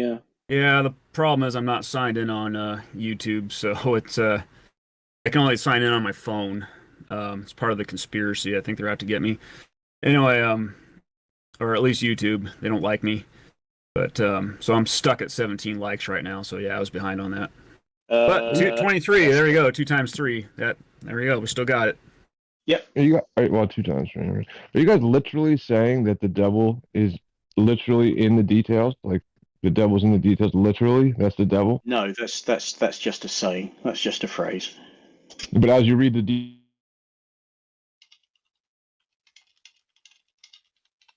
faded away. Yeah, you keep fading away or dropping out. I'm just sitting still on my Wi-Fi. Well, yeah, I don't know, but you are. You know, you're just. It's like you're moving away from your mic or something. Now? You're fine now, yeah. Oh, good. No, your connection kind of went bad. Was that the devil as well, or? No. Yeah.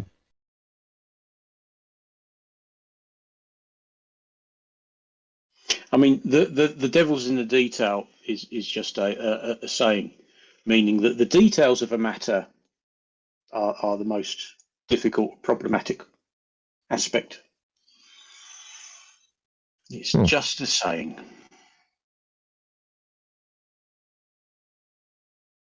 Yeah, so I don't know how much credence I give to, like, so I mean, I give more credence to, like, I guess, ghosts of ancestors than I do of demons. But there are people who I know personally. You know, I trust them until they start talking about how, oh no, a friend of mine just started speaking in tongues one day. Speaking in tongues, in a good way or bad way? Oh, okay, you say so. You know, and they're credible, reliable people, and then they say something like that, and you're like, what do you make of it? You know. There's usually reasons for this sort of thing. I mean, and speaking in tongues, you know, what does that actually mean? What that basically means is they're just talking rubbish. You know, they're talking without actually saying anything. They're just making noises and sounds. Well, if you look up speaking in tongues, right? They say every time you speak in tongues, there will be a tongue and then a translation. So the weird thing about these speaking in tongue instances is where what happens in these situations is one person speaks in the tongue, right? And this is supposed to be from God, right? I don't know, but one person speaks in the tongue, and then another person completely unrelated translates it. So it's like almost like 2 people are taken over, 2 separate people who don't know each other. It's strange. And you can double check what I'm saying. That's how they say it happens.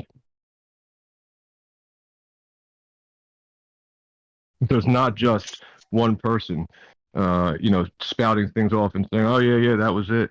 It's one person spouting it off, and then some other guy, like 3 rows down, all of a sudden starts saying it in your language that you understand. Like what that, and they're both like, "I don't know what the heck happened to me." I don't know. Were they in on it together? I don't know. Is it all a lie? I have no idea. I think like a lot of things, people are reading into it what they want to read into it. Yeah. I don't know one way or the other. All I know is I've seen the pictures. I mean, I do know some things, but I do know some things like by personal experience. But you know, that picture is still. They still have that picture. They frame that picture. They won't let that picture go because there's a literal ghost of somebody they know in the picture. It's nuts. I mean, I can maybe even find it on my phone because they sent it to me. But so the demon thing, I don't know so much about. I don't have any experience with that. There are no demons. That's all of this is supernatural. Basically, if it's supernatural, it's been dreamt up by somebody else. It's all bollocks. I mean, what is supernatural? I mean, it's just what we don't. I mean, what is the definition of supernatural? The actual definition of supernatural. Maybe. It's basically, well, here we go. Attributed to some force beyond scientific understanding or the laws of nature. Yeah. Is that impossible to have something beyond scientific understanding happen? By our understanding of everything at the moment, then yes. I don't think it's impossible, but it hasn't been showed to be proven or tested or evidence or none of that. This is why we have this sort of phrase of natural science. This came about towards the end of the Victorian era when scientists were trying to differentiate between science and not science, as in the supernatural, as in, talking about demons and angels and all that other old bollocks.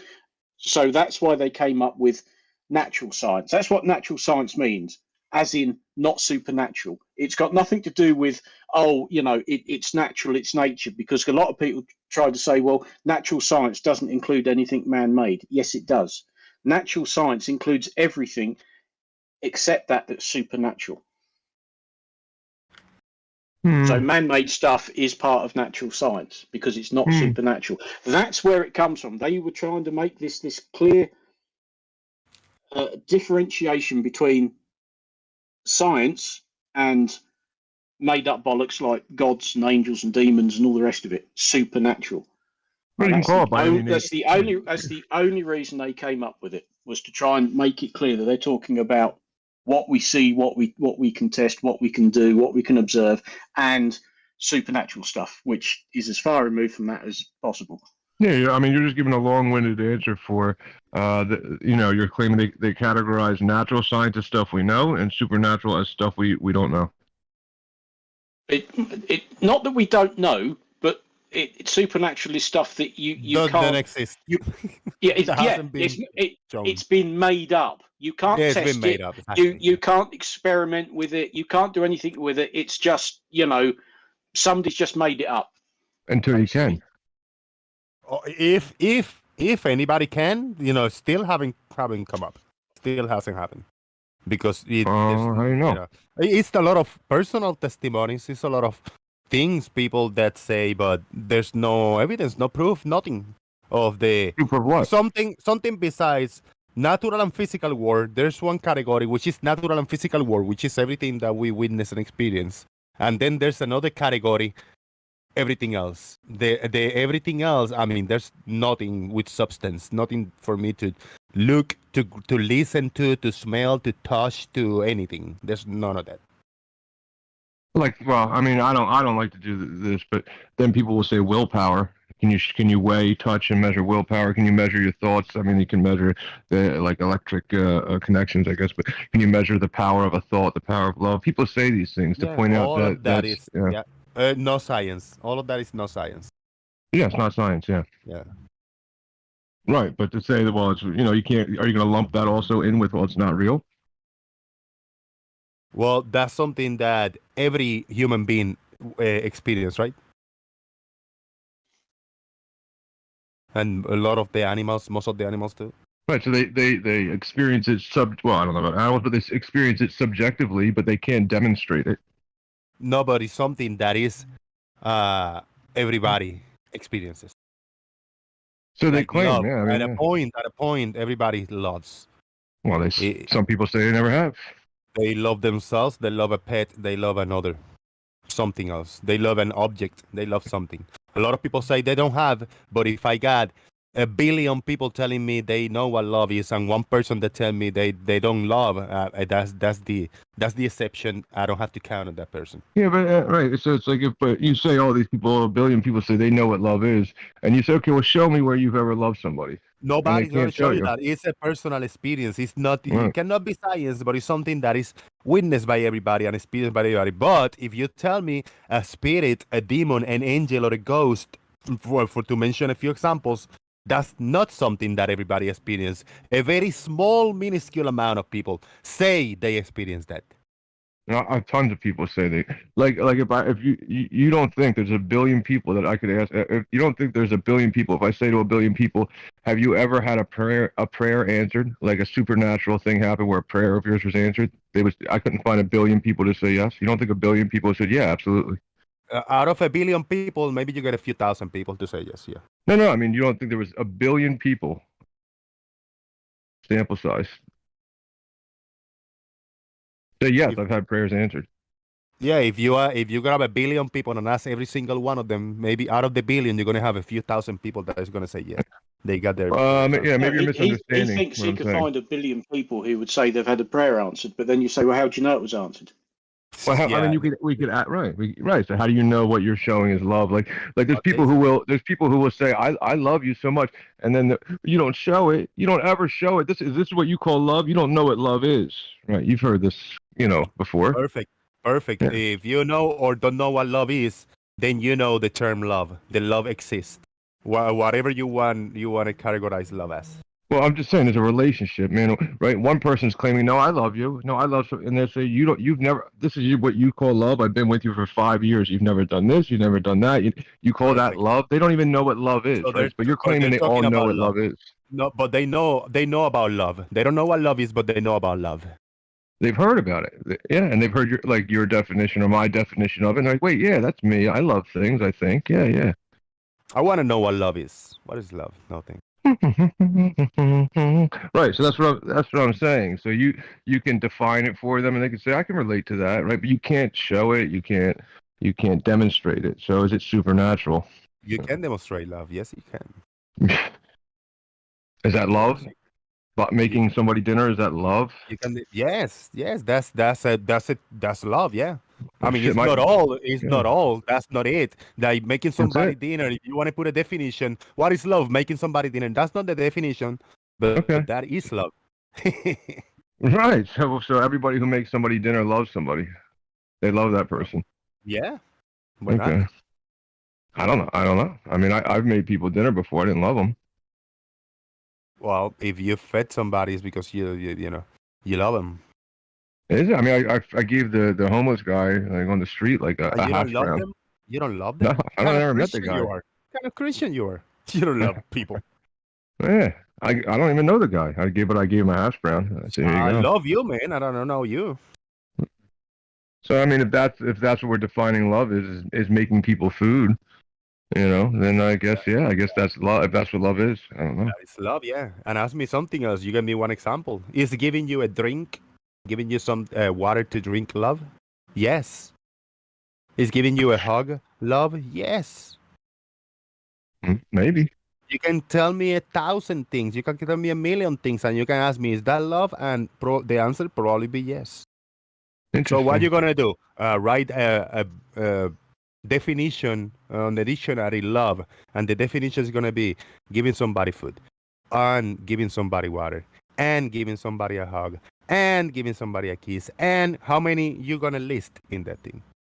Whatever satisfies the person reading the definition until they can relate to it and say, I'm not a monster. I have love in me. I made dinner and hugged people. There you go. So you're demonstrating that supernatural is possible. So why say that it's not possible? That is not that is supernatural. Something that is witnessed and experienced by everybody in unison is not a supernatural thing. I mean, we found there earlier that the definition of natural versus supernatural can be demonstrated and scienced and repeated and experimented on. Yeah. Like science. But that's inside the philosophy and psychology. Love is real. Ghosts are not. like ghosts. Like I can say God is a ghost, or Jesus, if you want to call it. Religion believes it's a ghost. They're ghosts. I don't believe in none of that. Right, but Nobody believes in that. if you experienced it, right, like these No, people I haven't. who claim Yeah. to have, I know you haven't. Yeah. Some people claim they have, but there's no evidence of their experience. It's just their testimony. Just them saying it is not enough. Just the same as there's no evidence of love, just your personal testimony of it. Yeah. Perfect. Yeah. Just them Right. saying it's not enough. Yeah. So it's not what I'm saying is there's there's churches out there, different like denominations of churches out there, right? They're not all just fooled. They all have personal experiences, right? They all have testimony saying, this has happened to me. I've seen that. So there's the same kind of level of what you're asking for involved with seeing ghosts and having prayers answered as there is of love. Well, billions. I mean, if you were to add up all the churches, you don't think it's 1 billion currently, like members? Let's say there's 1 billion members in the church. Muslims, Christians, everything. Yeah, and probably half of those, when they sitting in the church and they say, yeah, my testimony, I had a miracle and I believe in God and God is good. Probably they don't believe none of that shit, not even themselves. They're just there just to hang out with other people in the church. Well, that's good I don't too. have to believe it. I don't have to take the word for it. Cannot be proven. It cannot be evidenced. It's not real. Not scientific. Well, that's what I'm saying. It doesn't mean it's not real. It just means that you have. If you're saying that real. it's not, it hasn't happened to you, it doesn't mean it's not real, right? Like if you haven't loved someone yet, it doesn't mean you'll never fall in love, right? Like it's not real. But these billion people say it is. They can say whatever they want. How do I know if what they're telling is the truth? Are you going to polygraph all of them? No. In a lie detector machine? Then you can. How can you take their word for it? Because they're telling you something. There's no evidence. I mean, what they say. Yeah. Well, I mean, you believe in love. There's no evidence because I have experienced it. I have witnessed it. You have experienced. You have witnessed it. Every single person that you have come across in your life, if it's 20 people, if it's 100 people, if it's 1,000 people, if you have come across 25,000 people that you have talked to them physically in your lifetime, every single one of them will have known about love and they will have experienced love in their lives. But you ask them about the same people, about God, about religion, and probably half of them, if not less, are going to say, no, I don't believe in it. Because they haven't yet experienced it. Because it's not real. It's nothing to experience. But the people who are saying it is real, you're saying they can only say it's real if they've experienced it. Well, how do I know if they are telling me the truth? I got to take their word for it. Well, you could try. I mean, you don't have to know they're telling the truth, but you have to know that. I mean, why are you believing seriously? Well, why are you taking seriously the people who say they know what love is?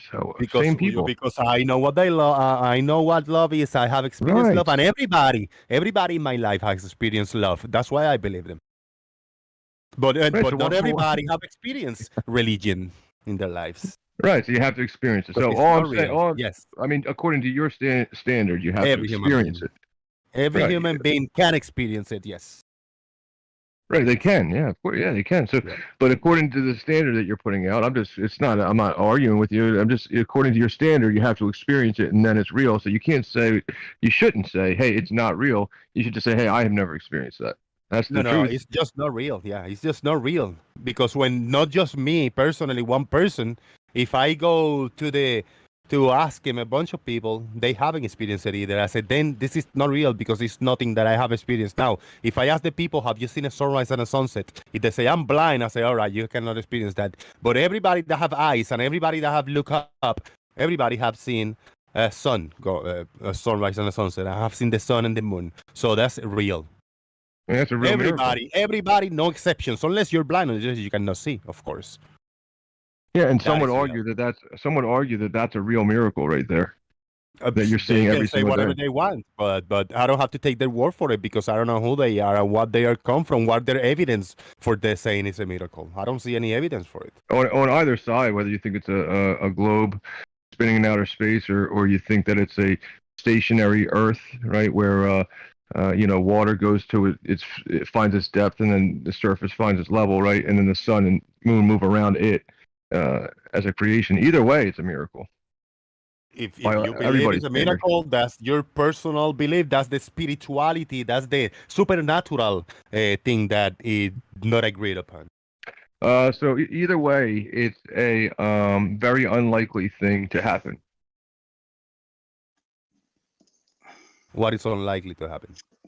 That's outer space creates life on a planet, that multitudes of different types of life that thrive and there's an ecosystem, and the sun comes out, dries up all the rain, and the spider goes out, and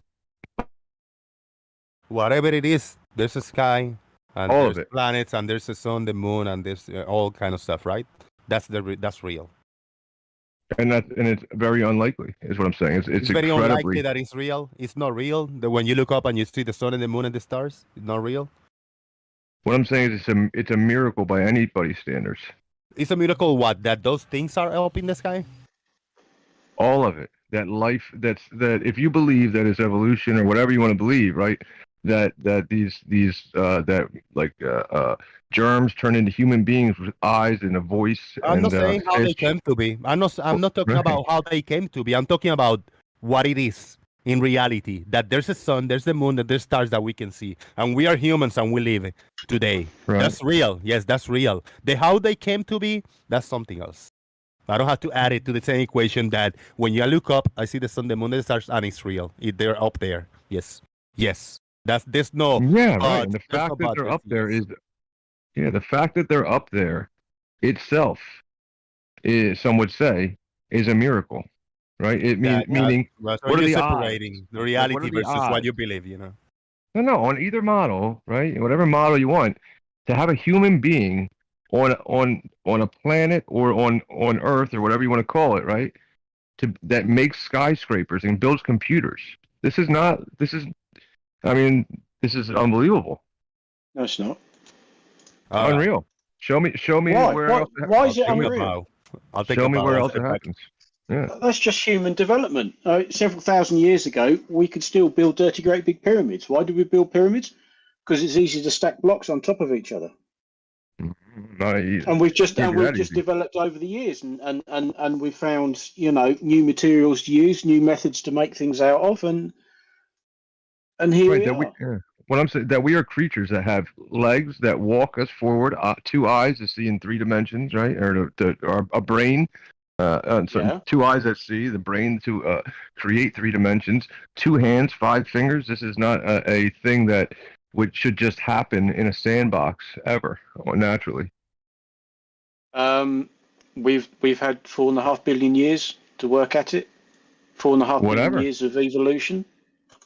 If you had, right, you yourself had 4 billion years, you think you could do it?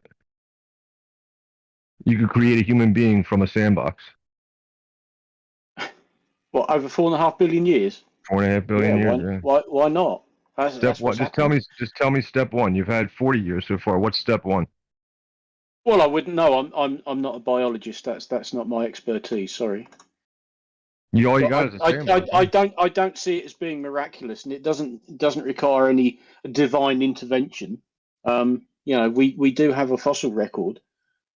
You could look at an awful lot of animals and creatures you'd think weren't related to us whatsoever, and they have in some way, shape, or form 4 limbs, and whether you want to term them hands or whatever that's on the end, an awful lot of them have got 5 digits.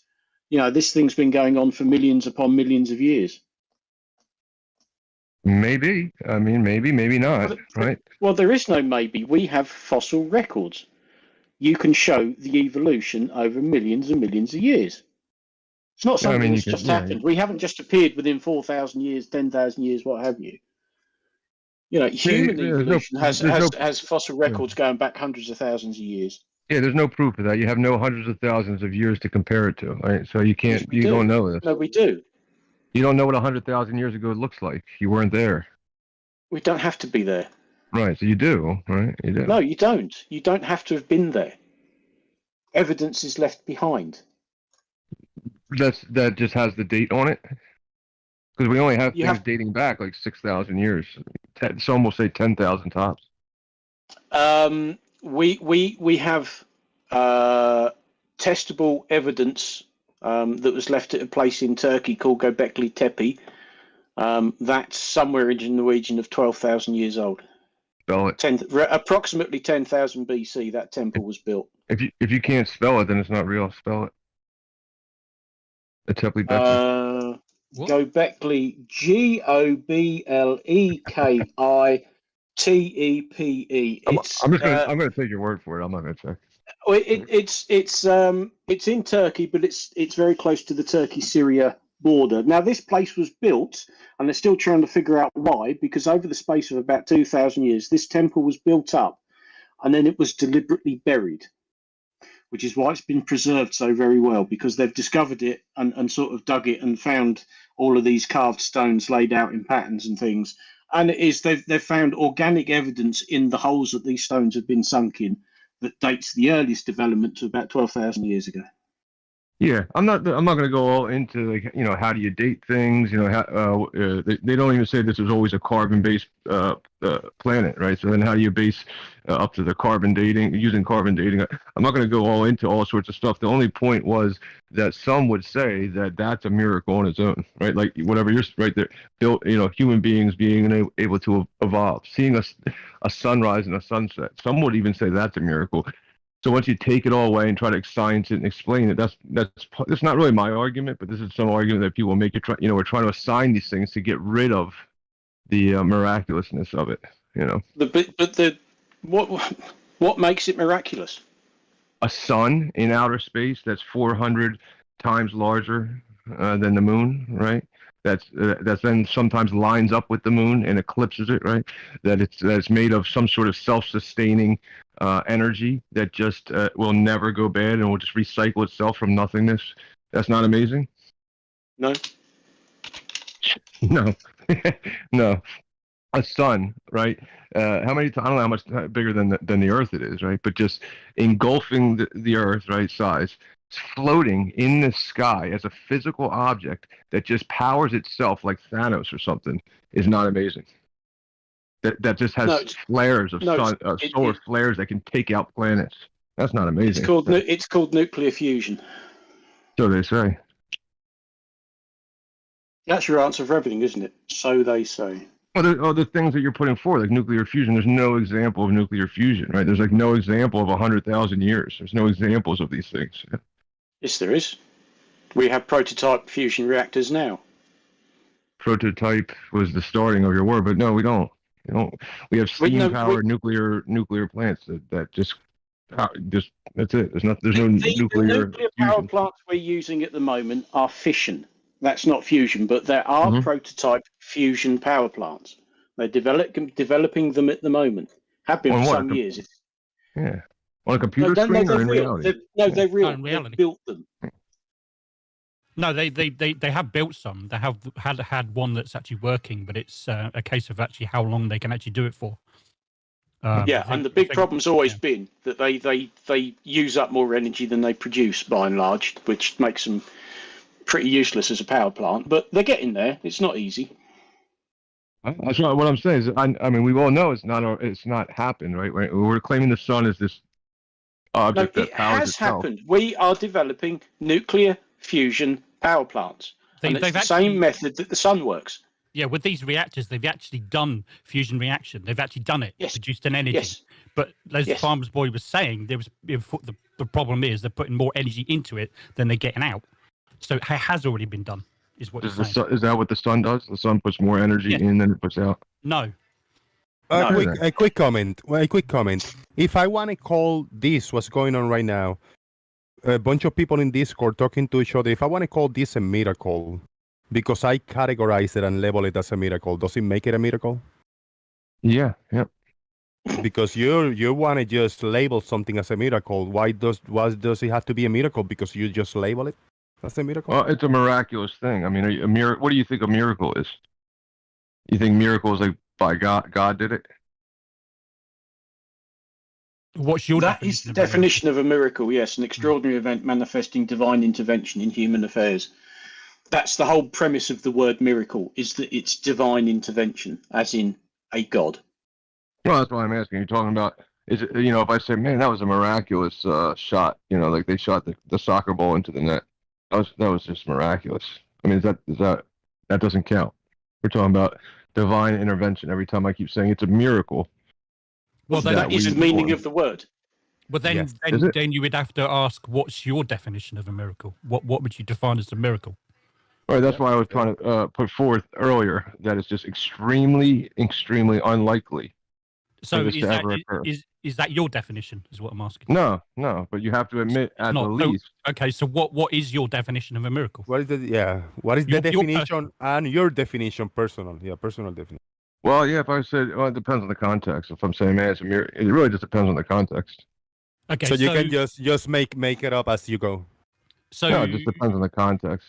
So in the context you said just a moment ago, the football goes in the back of the net, and you said that's a miraculous shot. What do you mean by that? What would that you mean? That means very, very highly unlikely to do it again. Okay, so and lucky to have gotten it into the net. Yeah. Okay, so in terms of the creation of the Earth, and you say that's a miracle. What do you mean by that? That by either model's standards, it's very unlikely that for it to happen in the first place, and highly unlikely for anybody ever to be able to demonstrate it happening again or to make something similar. But the reality is that it happened because we live on it. We are on Earth. Yeah, right.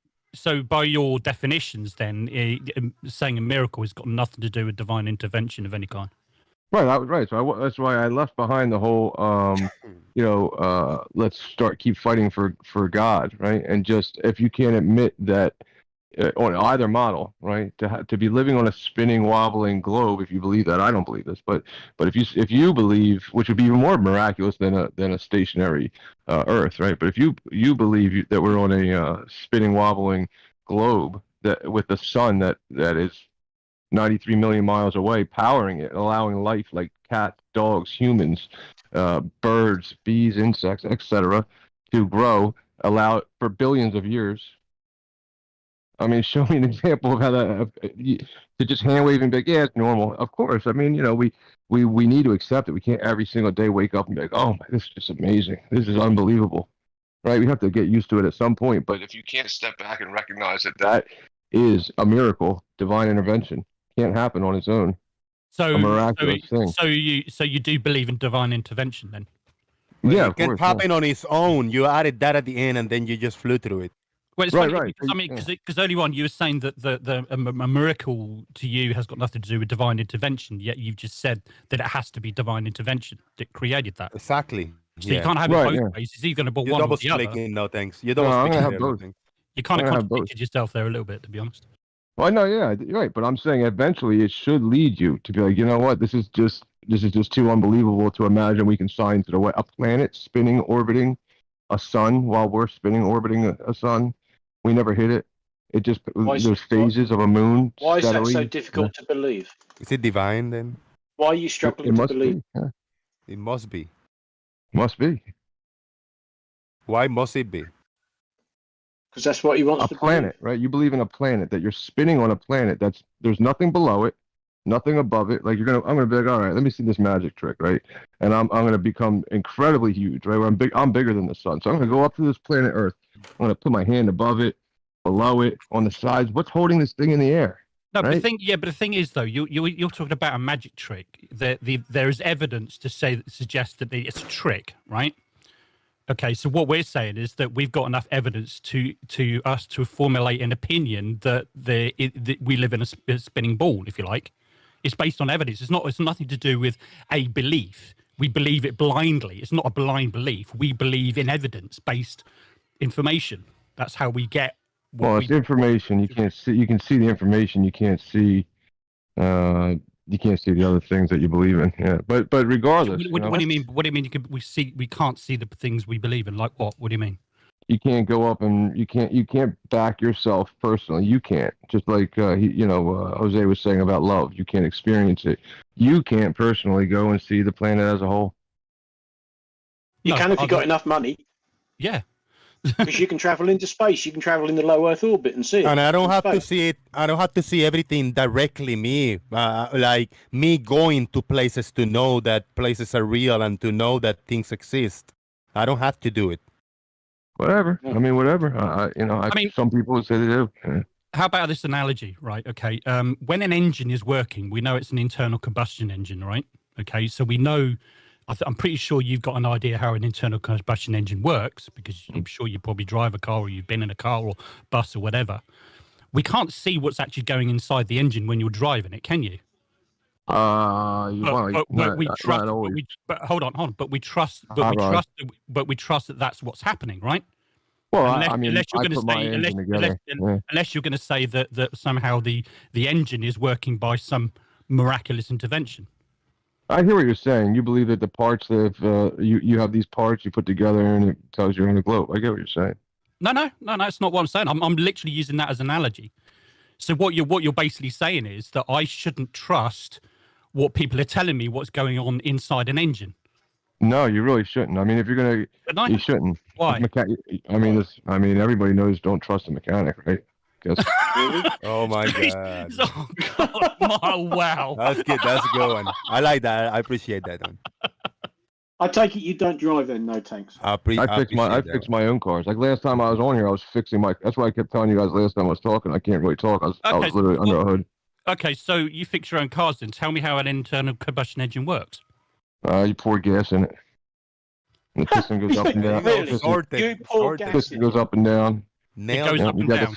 You got the fuel injectors, and that allows gas into the rail, and the pistons go up and down, Yeah, what causes the pistons to go up and down? What's happening inside the science, man. It's science.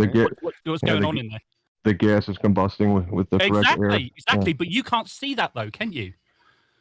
You can't. You trust it, but when you're driving it, you know it's happening, right? You can't see inside your engine when it's happening, can you? But you trust it's happening because He's seen an engine open before, so he thinks about it as he drives. Right, The piston movements. Of course.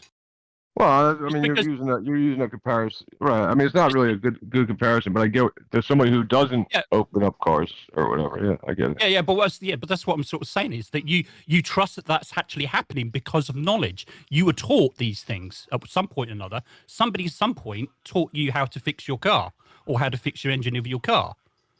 Yeah. Right.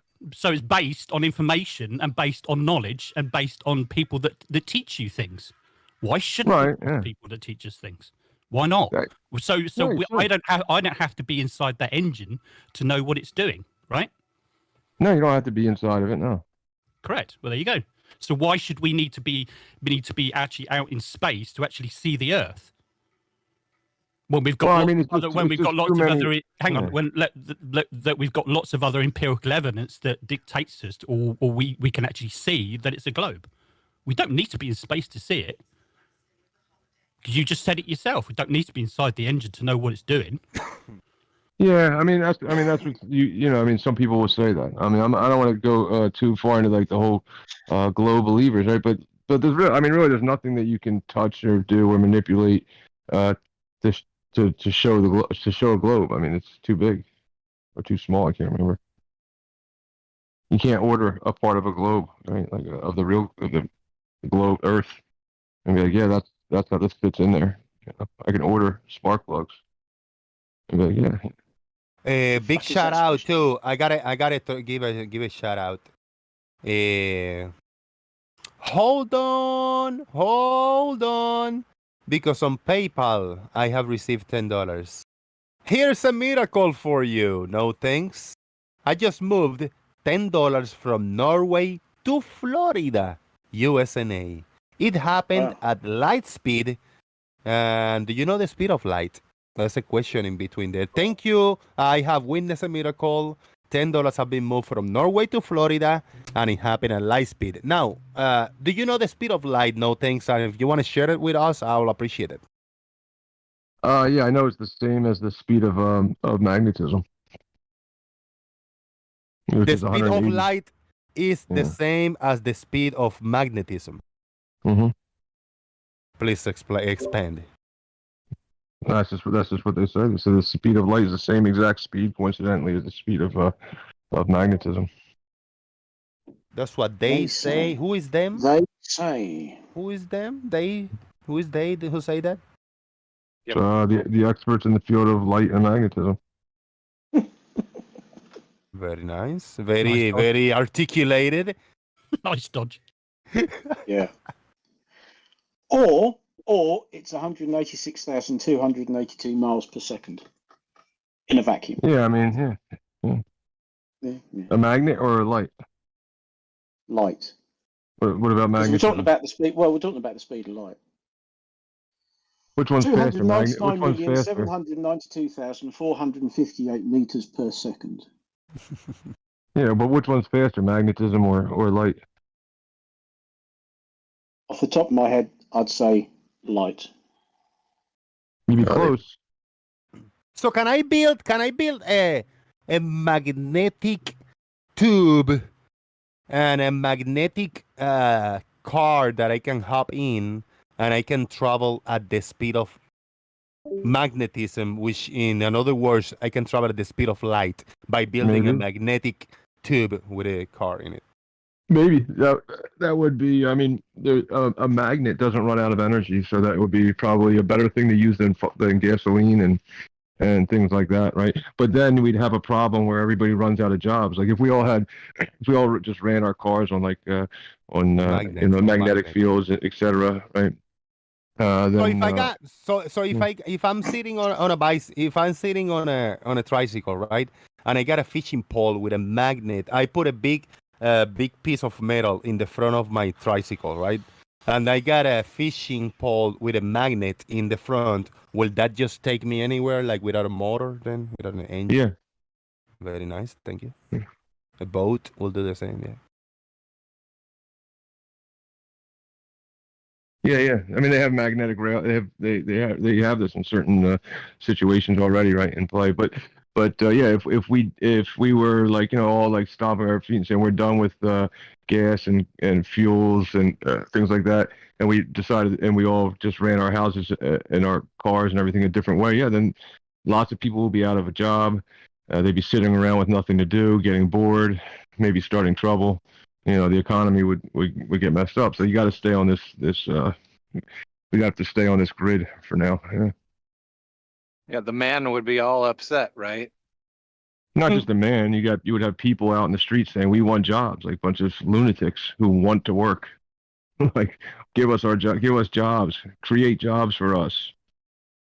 Yeah, it's happened before. It would happen again. Yeah, that's why robotics engineers are an increasingly larger field. Yeah, that's why. Yeah, you haven't heard recently people saying robots are going to take our jobs. Then what are we going to do? God, they've been saying that for years. Yeah. We're going to fix the robots then.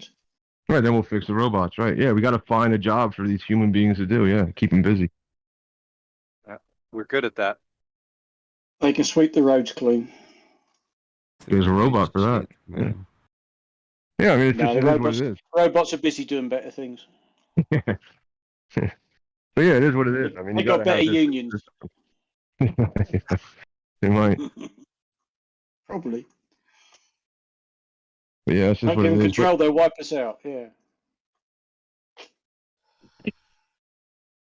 Yeah, but just to recap on what it is, it's just, we do take these things for granted, right? Like until they don't work. Like we take our heating system for, yeah, of course, we got everything for the heat, electricity, until I don't know, a tree falls on your lines and now you don't have heat and electricity, right? We take it for granted and realize and not realize how amazing it is that we have these things, these inventions, these things that are provided to us naturally, obviously from the earth.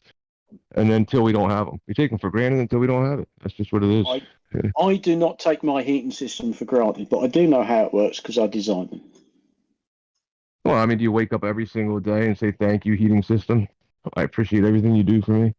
Well, of course I don't, because it's not sentient. I mean, how do you pay your respects and why would I pay my respects to my gas boiler? I mean, how do you avoid taking it for granted? Because you can. Why do you need to avoid taking it for granted? I mean, there's trolling. There's trolling, then there's no tanks. I mean, I do realise that, but good grief. I mean, I'm saying you don't take it for granted. I do. I'm saying that I do take it off. It's easy to take everything for granted. You're saying you don't. I'm asking what's the secret? No, I don't think anybody said that they weren't taking it for granted. No. Somebody just said they weren't taking Just it. that They don't. I understand how it works and all the rest of it. You know, that's all. It's just a heating system. You missed Just a heating system until it breaks. Then you fix Right it. now, it's just a heating system. It is just a heating system, and then when it breaks, it's just a heating system that isn't No, working for some when it reason. breaks, it's this goddamn heating system. Nothing ever works. This part's gonna cost this. I need this. I mean, I gotta. Yeah, you're gonna need it. You'll never need it. But no, you just fix it. You're never gonna say, I need this desperately. Well, it was in the middle of in the winter. Yeah, you're gonna need it. I definitely need money, but shout out to a few super chats and a $10 PayPal. I could use more. I need it. Is that about the needing we're talking about? Well, like it's winter right now. So they got like anybody who's like it's winter, and this is across the board, right? Who for anybody who's having a winter, they're probably broke right now. Like anybody who's listening in, they might not have enough money because they hunker down, they become greedy, and it really shows like who's broke. Like in the winter, you can see the difference, right? Like they don't really have the money ever. Sometimes when it's nice out, they'll spend it, but they probably just don't have the money, Jose. What's this got to do with anything? Well, I'm just saying, it's winter. They're hunkering down. They don't, and people spend less money in the winter. Like these people who are not paying you right now, who are listening in for free, they're just freeloaders, most likely, or having a really hard time. That's right. Yeah, because I never give Jose anything. That's right. Never. How dare you? I know it's disgusting, isn't it, Jose? How much have I not given you over the months, years? Shit. You take Jose for granted. How about quantum Really? physics? Do I? How about Oh, I like that. That's good. Farmer's Boy never giving me $1 here? How dare you? Do you want me to go to my PayPal account to see how much I've paid you over the month? No, let's not do that. No, don't bite. No, don't do that. Don't no, bite. I know. I know he's just trolling. That's all he ever comes here for. What do you know about? No thanks. What do you know about quantum physics? Is that important? Is that something we need? Do we need it? I mean, if you want to like try to, I guess, mess with like elements and try to change, use it to your advantage, I guess so. Yeah, you could use quantum mechanics. Yeah. I think it's important to keep evolving in quantum physics and mechanics to have a better future, more faster and quicker and more accurate. Yeah, I mean, I think it's great. Yeah, I mean, it's just I think what you're asking me, are you asking me if I believe in it? It's just like a convention that we use to like quantify, like we say there's electrons in this element, and there's this more many. More detail and fine measurements and data collection. Mm-hmm. You don't Yeah, so we can use that convention. Yeah, sure. It doesn't mean that's what's happening, but yeah. I mean, that's not exactly, but right. So, what do you think? How do you define quantum physics? I don't define it. What do you know about it? How do you know? What do you know about it? Not enough to speak on redefining it. What do you know about physics? Just physics, without forget about the quantum. Well, I know what I know. What do you know? Share something that you know about physics with us. Anything. Like the old adage of water being level, like those kind of physics, or different physics. Oh, I was just asking you if you want to share. Yeah, go ahead, Doofus. Demonstrates that gravitation is a thing. Yeah, sure. What's gravitation? This is a word. Sure, you could say that if you want to. I did. You said the word though. Like, what is it? Isn't quantum physics just a study, isn't it? Study of matter, something like that, isn't it? And energy.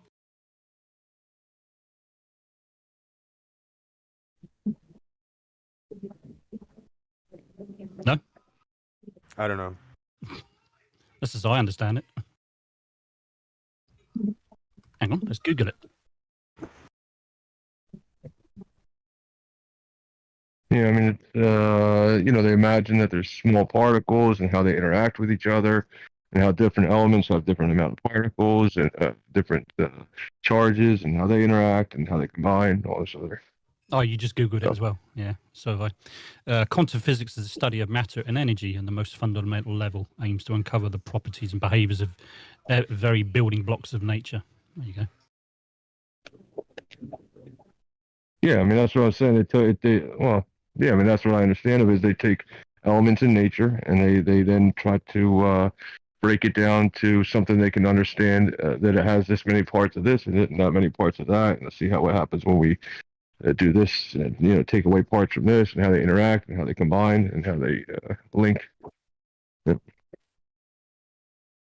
Quantum physics is the study of things that are very, very, very small.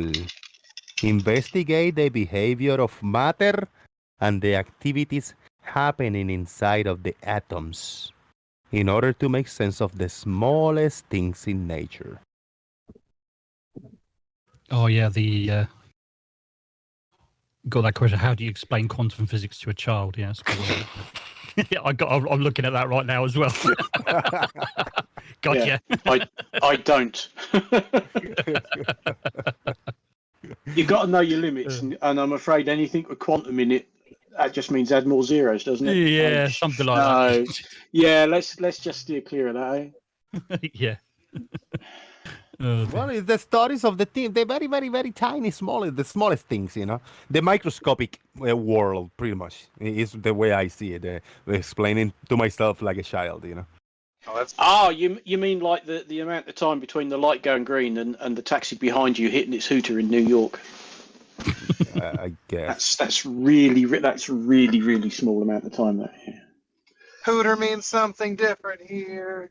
Yeah, well, you dumb Yanks keep screwing with the bloody language. I said hooter, not hooters. No, last question. No, thanks. Last question. Is quantum physics used in reality in the daily basis? What do you think? What do you say? I think. Yeah, but like I said, it's just a convention. Yeah, I mean, it's just a convention of like imagining that they know what they're what something they know what something is. It's just a convention. It's not really they don't know like what they just divide by two. Like okay, this has one electron, one neutron, and they get down to an atom. They just start to keep dividing it by two, imagining there's things lower and lower and lower. But they don't know what it is. I give you an easy answer to my own question. Is quantum physics used in reality in the daily basis? Yes. Example, computers and smartphones. All telephones, all computers are based on quantum physics. Thank you very much. Yeah, I can give you some very specifics with specific numbers. My cell phone is only like $280. It's got 128 gigs of storage space. That is gigabytes. Each of those is 8 bits. And so my phone is storing 1 trillion ones and zeros, 1 trillion, in the size of its body. Somewhere in there is 1 trillion ones and zeros worth of storage space. And that's all down to how big are they? With quantum physics. How big are the ones and zeros to fit 1 trillion in there? Well, in some cases, they're smaller than the cells that hold them, because the cells that can hold them hold different values, which can represent more than one bit. Yeah, so it's like I said, it's just it's just dividing it smaller and smaller, and that's it. Yeah. It's not really much more complicated. More to it, of course. Like what? Like what I said, the words that I used. Mm-hmm. Can a computer or a smartphone of today with computer, a smartphone, can it be built without a use of quantum physics? The answer is no. Why not? Because if you cannot use quantum physics to build it, you cannot build it. Is the tool, is the base of what you need to build it. The way as I mentioned, Sorry, go ahead, Doofus. As I mentioned a moment ago, the 128 gigabytes of NAND flash storage that's in my cell phone, the only reason it works the way it does is down to quantum physics.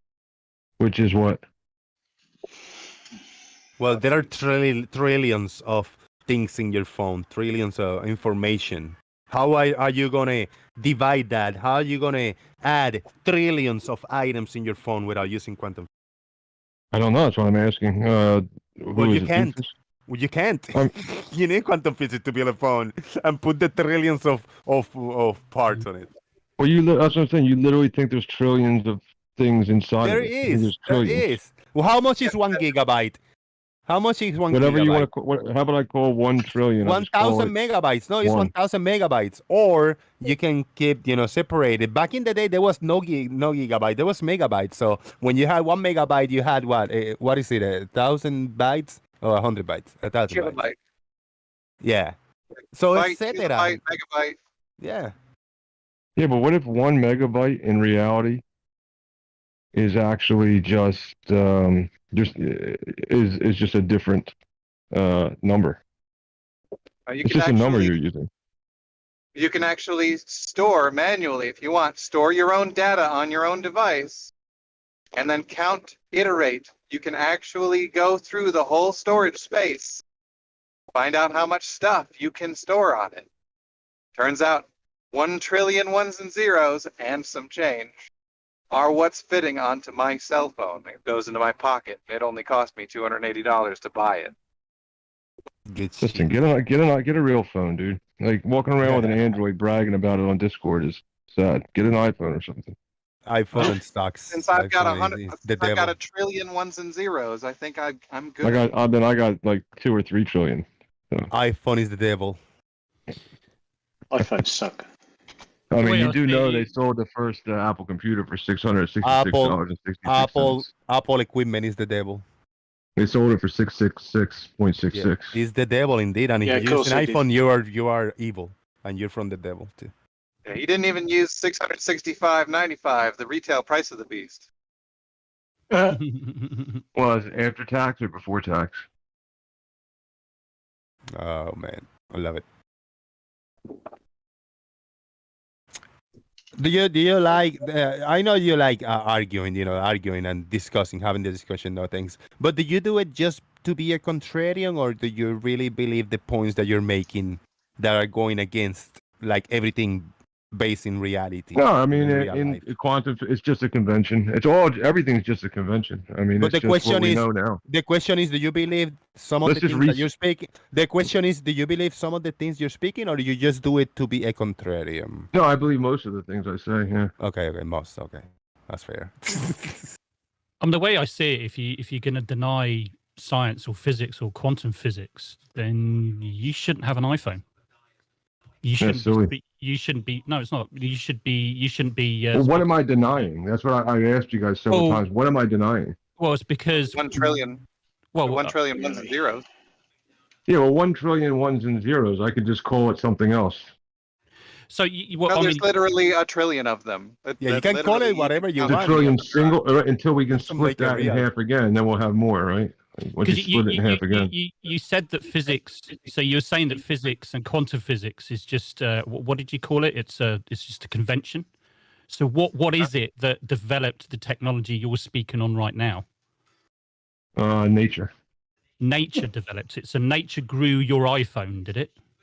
Yeah. I mean, if that's the way you want to say it is growing, yeah, sure. So how did we discover how to put the parts together to make a phone to begin with?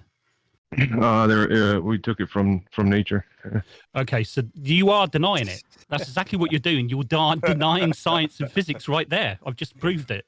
Yeah, you did. Unless you're claiming that all the phones were grown out of nature, which they this is one of the items that no things don't believe. He say most of the things he believes. I don't think this is one that he believes. Exactly. Yeah. Oh, I thought earlier you were saying that humans grew and evolved over millions of years, and then we grew and developed technology. But we didn't. That was natural. but no, but phones aren't natural growth, are they? They You don't told me grow that they were. Anything man-made is natural. This I'm just taking from what No, you I guys are didn't telling Anything me. man-made When did I is say part that? of natural world and natural How science. you all The- you the fucking guys sound the same. the materials that you used to build the things are from nature. Yes, You don't Right. grow can't- iPhones for fuck's sake. exactly. So you're what you're doing right there is you're denying physics. You've got to Just try simple better as. than this, You mate. said This- you this- said this you're not is denying weak. it. I'm not denying what. What am I denying? You've just denied physics and science How? development of the because you've just tried to say that your iPhone grows in nature. Yeah, That's no, what you naturally tried we to claim. grow, and then naturally we divide nature into smaller and smaller parts. We do it, yeah. It's natural, right? But it's not natural growth. Who Who discovered how to put all the parts together to make your phone? A person. Is that a person? Yeah, people. Okay, Right. so they know with knowledge, they must have developed that knowledge somehow to discover over time.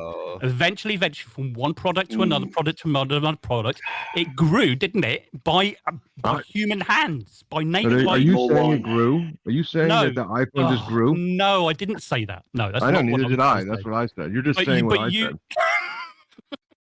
How are you gonna argue this, Kinda Matt? twisted. Matt, you're losing the case, Matt.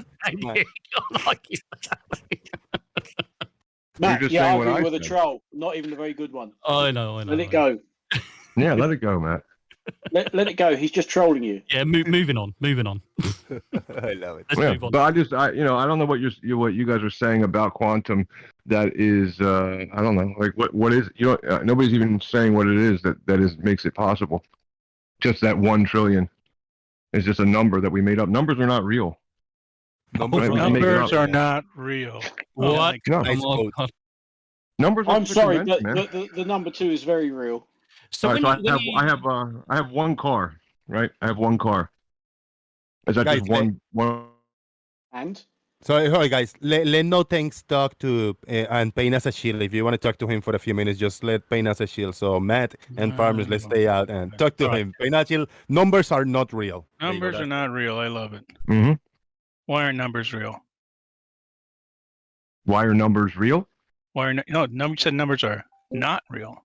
Yeah, they're just a convention. You're saying that it means something. Yeah. What? Yeah, it means, like I have 2 apples. Yeah, you have 2 apples. Oh, Yeah. okay. That's a concept, 2. Yeah, it's a convention, real. a concept. Yeah. Yeah, 2. We can call it whatever you want. You want to call it 1, 0. If you want to count binary, it's still 2. Yeah, but you need the apple. The apple is real. The number's not. Wait a minute, hold on. You're saying that I don't have 2 apples now? You don't. Do you have 2 apples in your hand? I don't know. Oh. I just ate an orange. I had 1 orange. It's gone. Okay, so is number 1 real or not? The number 1 is just what you're using to define something else. Yeah. No, the number is nothing. Yeah. So if I have one car. Well, the word orange is nothing either then, because I'm just using that to define the fruit we call orange. The orange is real. Yes, the orange. No, is real. orange isn't real because I could call it something else and that would not be real too. See, this is a really stupid argument. I have 1 car. What's a car mean? Right. A car means 4 wheels. Does? Well, how about 3 Yeah. wheels? It'd be 3 wheels sometimes. No, now it's not or a. 8, Now it's not a car. or It's 6. called something else.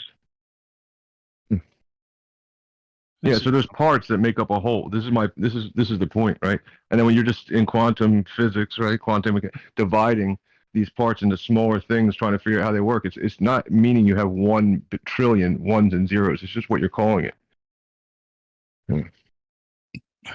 Yeah. So I have 1 car. What did you like pass 5th grade math or not? Yeah, 1 car. Try to avoid the personal. Let's try about the topic. Let's not go personal. Yes. Well, no, I mean this is personal because this is a really stupid argument. It shouldn't be. It shouldn't be personal. Guys. Can I just ask No Thanks? Yeah, go ahead. Someone else You argue lost with when it. you lost when you had no apples. You had no apples for the fight. You got to man. play You the came game, to man. a fight You got to. Yeah, with I numbers, know, and then you didn't have them, and you're like, "Look, I have 2 apples." You got 2 Go apples. ahead, No, I tagged you out. lost right away, bro. All right. Let me ask you a question, No Thanks. I take it you go to the store to buy goods and stuff like that. I take it, right? To buy stuff you need, food. Right? Yeah. Yeah, of course. So if you go to the store, you buy $10 worth of goods, right? And you hand over a $20 bill. You've got to know that you're going to need $10 change, right? Yeah, we made up a thing called currency. Yeah. Right. So I get so is it. that, Yeah. So yeah. Hang on. Here's my question: is that convention or is that reality? yeah, it's just a convention. Yeah, yeah. So it's still a convention. So it's not real that the clerk has to hand you over a $10 bill change. Yeah, this is what we use, right? We use this convention we use this to exchange for goods. Yeah. So, but you haven't answered my question. Is it real? Is it real? What part of it is? What are you saying? What part is real? Is it real that the clerk has to hand you over $10 change? Yeah, if that's the current price that he sets, yeah. So it is real then. So, well, what about when what about the next day when the price changes? So is it still real? Is that mathematics or not?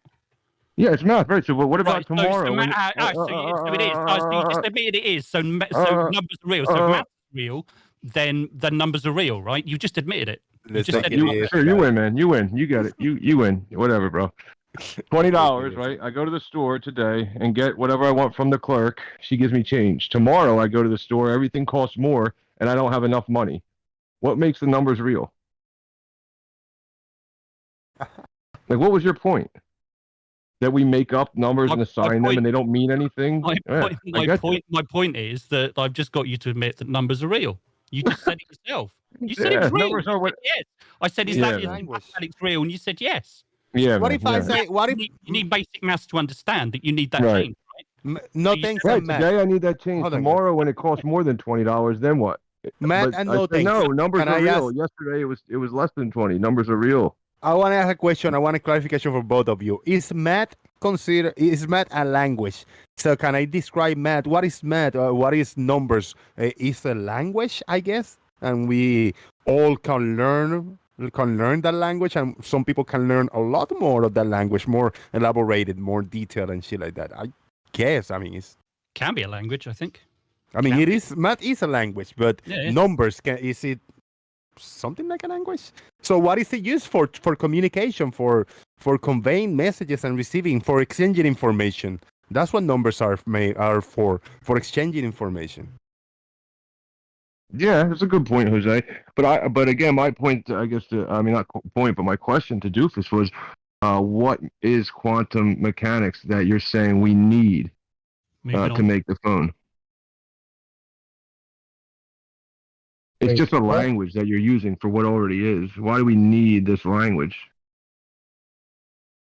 Because if there was no communication on how to make the phone, if there was the quantum physics didn't exist, you couldn't make the phone, because there wouldn't be a language to communicate how you can build this phone without that specific branch of the numbers language. You need the quantum physics in order to build a phone. If you don't know quantum physics, you don't know the language, you don't know how to communicate how to build a phone. Right, it's not just that's a better answer than 1 trillion. It's not just the words that are being used, but the concepts that are being employed. The way that all of it. Pieces of information are stored, that's the thing that you need, which we call quantum physics. Yeah, so you need to do what? You need to store the information. That's quantum physics.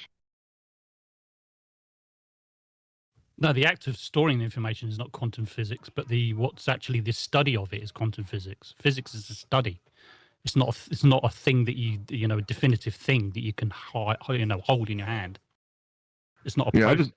I just don't think anybody here is making it clear, besides stating repeatedly that we need quantum physics to make the cell phone works, because the cell phone works using quantum physics, and it's just a circle. I don't think anybody here is making it clear what makes that possible. I thought I just said. Well, then it wasn't clear to me.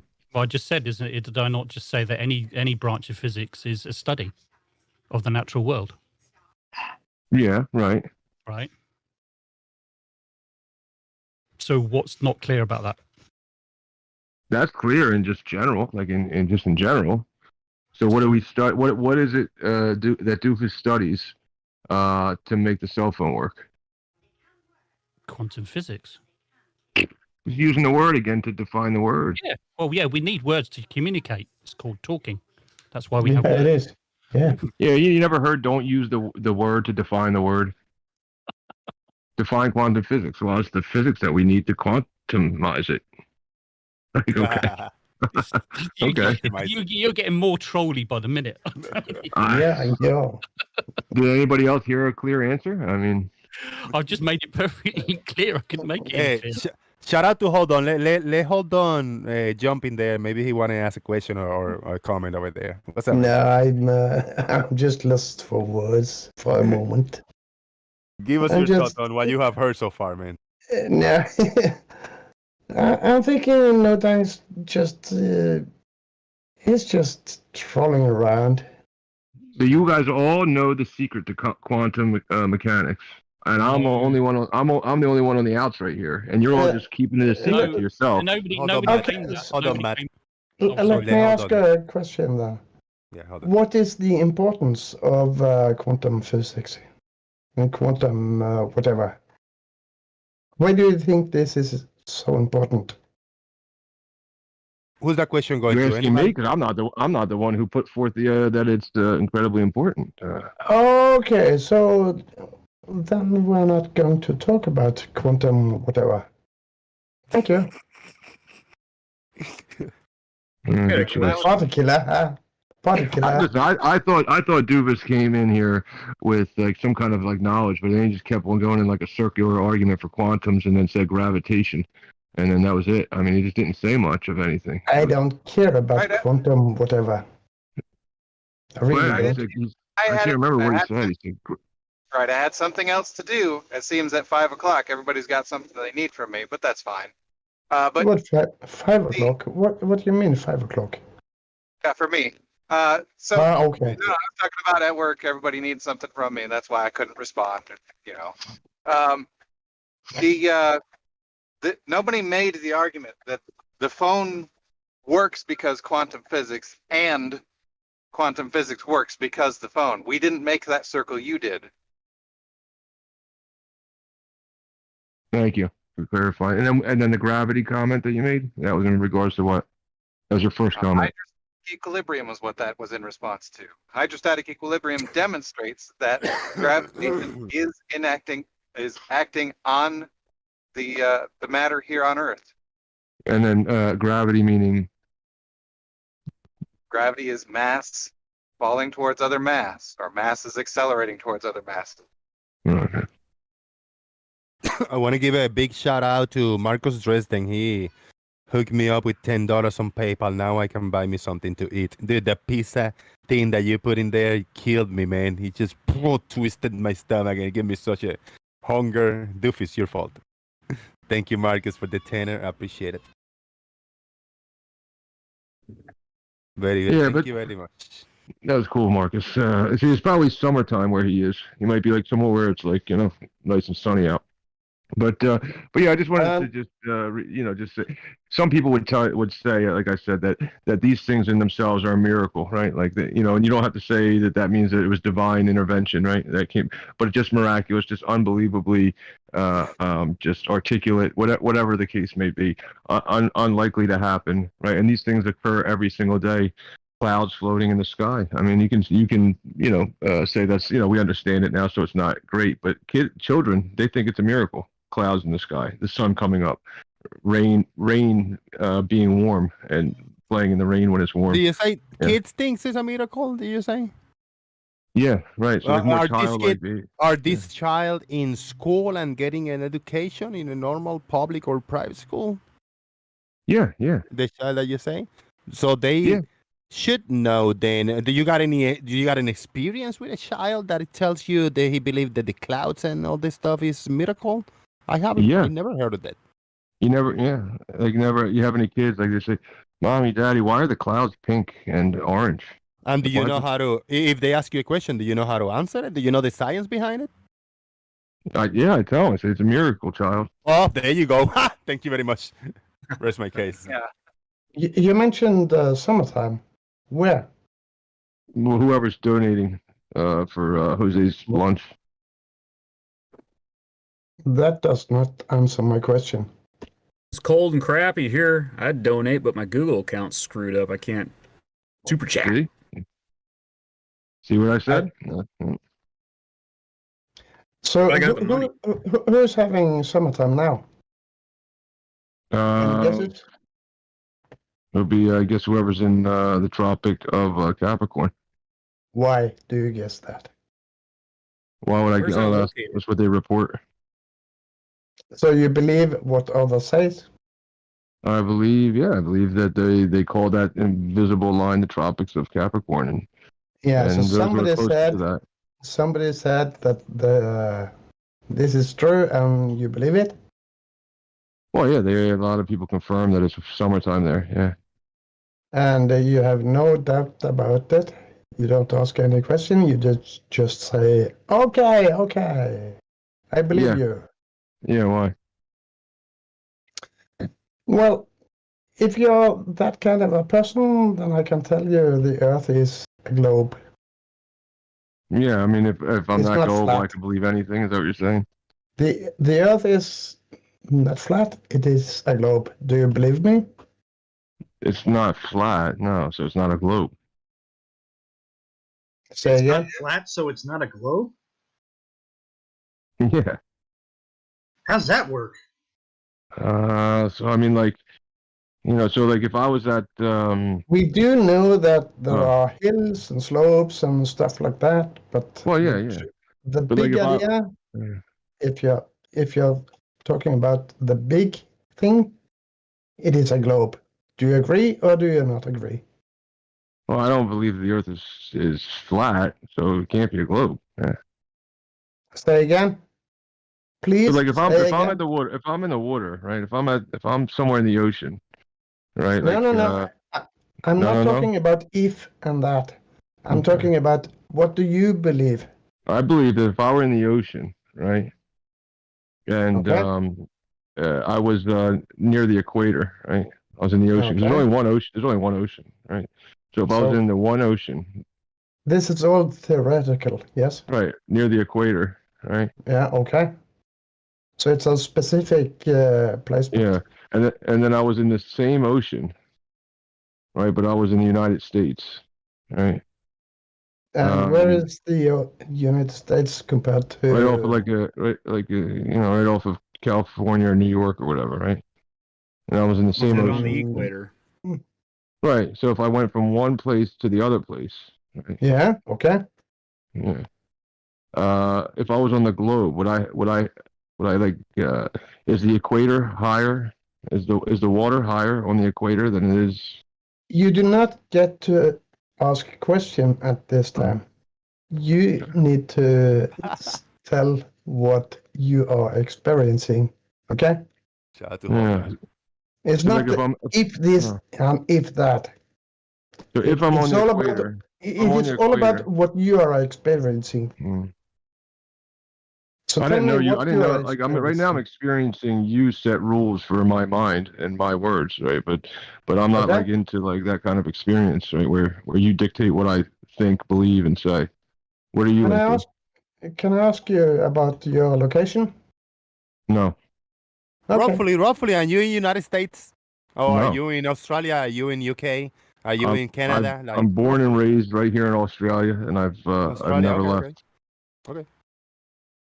So you're in Australia right now? Yes, put your mind in Australia. Okay, yeah. Fine. So are you there now? No, I'm in Norway. All right. So like on the equator, right? The boat, right? Is it higher or lower than when the boat is in New York? And why do you have to ask questions? Oh boy. All right, Jose. I'll talk to you some other time. Don't Yeah. leave, man. Don't go, man. This guy You is just be hanging boring in- as they get. I gotta go. Dude, you're doing good, man. You're taking us, every single one of us. Don't let Holden take you, man. You're gonna let him win. Jeez. It's not about winning or losing. It's about getting a shower and doing So something you else. got, you're not rage quitting because Holden made you rage quit. Yeah, he's got nothing to say. So I got nothing to say. I'll just go get a shower. Like, no, whatever. But no problem. I'll stop back another time. All right, I'll see you guys. Thank you, brother. Good to see you. Yeah. Man. Good to hear you. I'm wondering how he concluded that there's only one ocean. I'm just so sorry. Thanks, Holden. Thanks, man. Hey, hold on. Thank you. Yeah. Thank you, mate. You're welcome. Yeah, that's great. That's perfect, My man. God, That's good. he got boring at least an hour ago. Christ. Yeah. We were trying. We were just winding him Oh, up. jeez. We were I'm winding sorry him for up. killing the show. No. He was. I know he was gonna. He was ready to leave. He's been here for a while. He never stays. Yeah, there. I know. He's very high energy. Yeah, but then when you go to the specifics of where and what and when, then it's no, I cannot answer, and then he leaves. Yeah, it's kind of predictive. You know already that this guy is nobody. All right, I just watched a little bit of Bev's recent show on his channel, and he was talking about he's not a flat earther. Has anybody been able to formulate a question to him that clarifies that statement? Yes, Did you I get an asked answer? him. That's the problem. I asked him what the shape of the Earth was, and he said it's measured. It's measured? Yes, that was the answer he gave to me. It's measured. Maybe Now, if you ask him. Yeah, good. He claims not to be a flat earther, but every single position he takes on everything is a flat earther. He doesn't know what the shape of the Earth is. The sun just goes away. Space, and when he talks about space, he'll go on about the distances between objects. When he knows you're talking about space, as in outer space, that's fake. Gravity isn't real. I mean, he's a flat earther. It's like, say you're a flat earther without saying you're a flat earther. Right. I ask was him? trying to formulate a question where I was saying, like, if you go up to 30,000 feet higher than all obstacles on Earth, and you establish a horizontal, and then move 100 miles, and you establish another horizontal, will those be parallel? No, they won't. No. He will say yes. Then he's a flat Earth. Now, if I ask him, I bet if I ask him, do you accept, do you believe that the Earth is a sphere, oblate spheroid, as everybody agrees on Earth, all the humans agree on? I don't think he's gonna say yes. I don't think he will. He won't. He doesn't. It's as simple as that. He's a flat earther. Yeah. He is flat, but he desperately tries to avoid actually answering a straightforward question with a straightforward answer. If you ask him what the shape of the Earth is, he'll duck, dive, dodge. He'll come up with some nonsense because he knows that if he was to speak truthfully, and Bev can't, and Bev, if you ever come back to listen to this, you're still a bloody liar. He cannot tell you the truth because the truth is he believes the Earth is flat. Yes. And he was quite happy to say that up till about 3 years ago, when he suddenly changed his entire song to all of this Euclid bollocks and geometry and all the rest of it, and realizing Euclid and blah, blah, blah. He's a fucking flat earther. He just hates to admit that he's a flat earther because it comes with a certain... With a tag, yeah. It comes with a tag next to his name. Yeah. Exactly. And he doesn't... And a lot of flat earthers now don't like that, because when you say you're a flat earther, you're basically saying, I'm a moron. Hold on, I watched him in his channel. He sat there, or whatever channel it was. I don't give a shit. But he's sitting there chatting with all these other flat earthers, and one flat earther is trying to say it's flat, and then all the other ones just were strangely supporting Bev. It's not flat. I mean, you could ask him a yes or no question. Is it a globe? Yes or no? Well, did you realize Euclid? Yeah, he will. I've never heard him give a straight answer to such a straightforward question. Is it a globe? Do you think it's a globe? He will wriggle his way out of that. Well, you mean Earth? Earth is dirt. Dirt can be any shape. Yeah, exactly. Because I was arguing with him on Twitter about space, and he says, "Of course, space is real. There's distance between objects. That's the space." Because he knows full well I'm talking about outer space, ISS, satellites, low Earth orbit. As far as he's concerned, that's not real. He doesn't think satellites are real. He doesn't think space is real. He doesn't think gravity's a thing.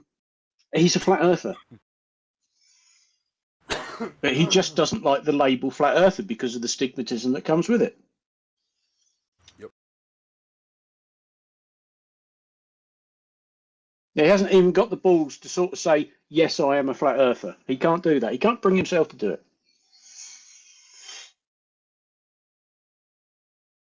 I'm still half watching the debate with Blue Marble, if you can call it a debate. I will have to apologise to Blue Marble tomorrow because as soon as Bev started on his whiteboard and tried to use logic to prove that level equals horizontal, I bailed out and came back here because I thought I'm not listening. I just can't listen to that. Are you saying level exactly is horizontal? But level is horizontal. Oh, he was trying to use contour lines as being.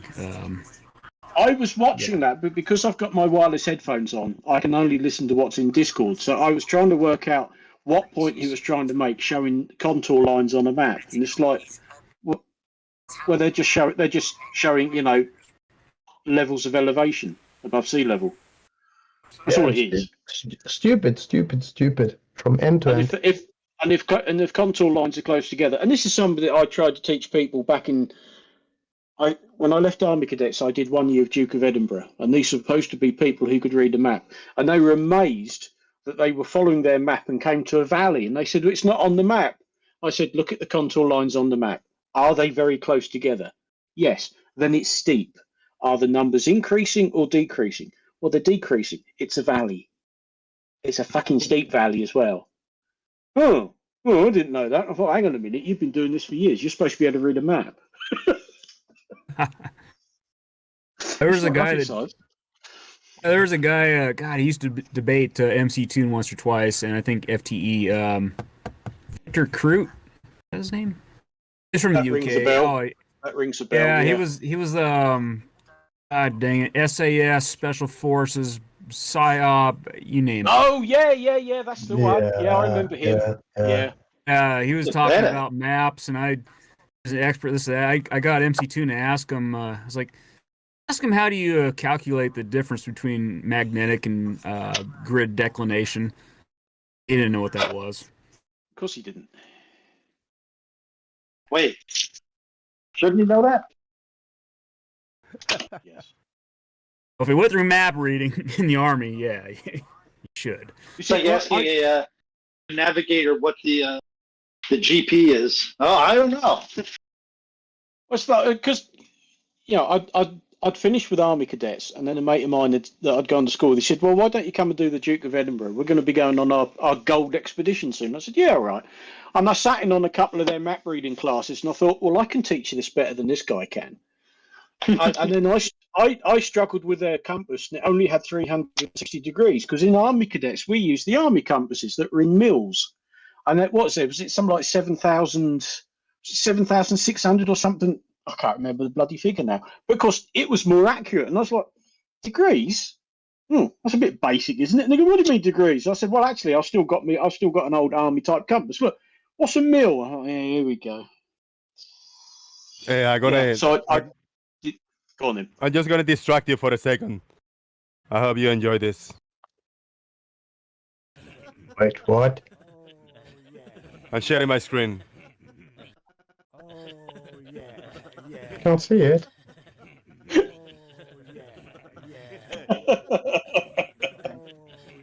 What?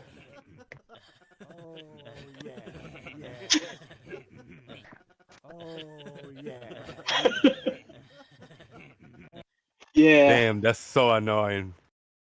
Settle down, Beavis. That was so annoying. Oh, there we go.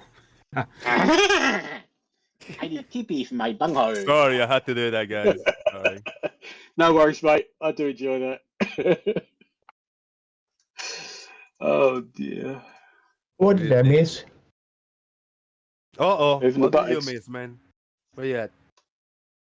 You missed Bev and the Buttheads. Yeah, I did. What? I used to love Beavis and Butthead. Yeah, I know Beavis and Butthead. Breaking the law, breaking the law. Ah, okay. I am Cornholio. TP for my bunghole. Oh, those are the days. We're gonna get out of here very shortly. Let me see if I can upload this. It was original by somebody uploaded this. There you go. Yeah, I can't remember who did that. Let me see if I can play it differently so everybody can hear it like from a microphone. Really quick. It's gonna be a lot easier now. Okay, got it right here. Boom. Oh yeah, yeah. Oh yeah. Oh yeah.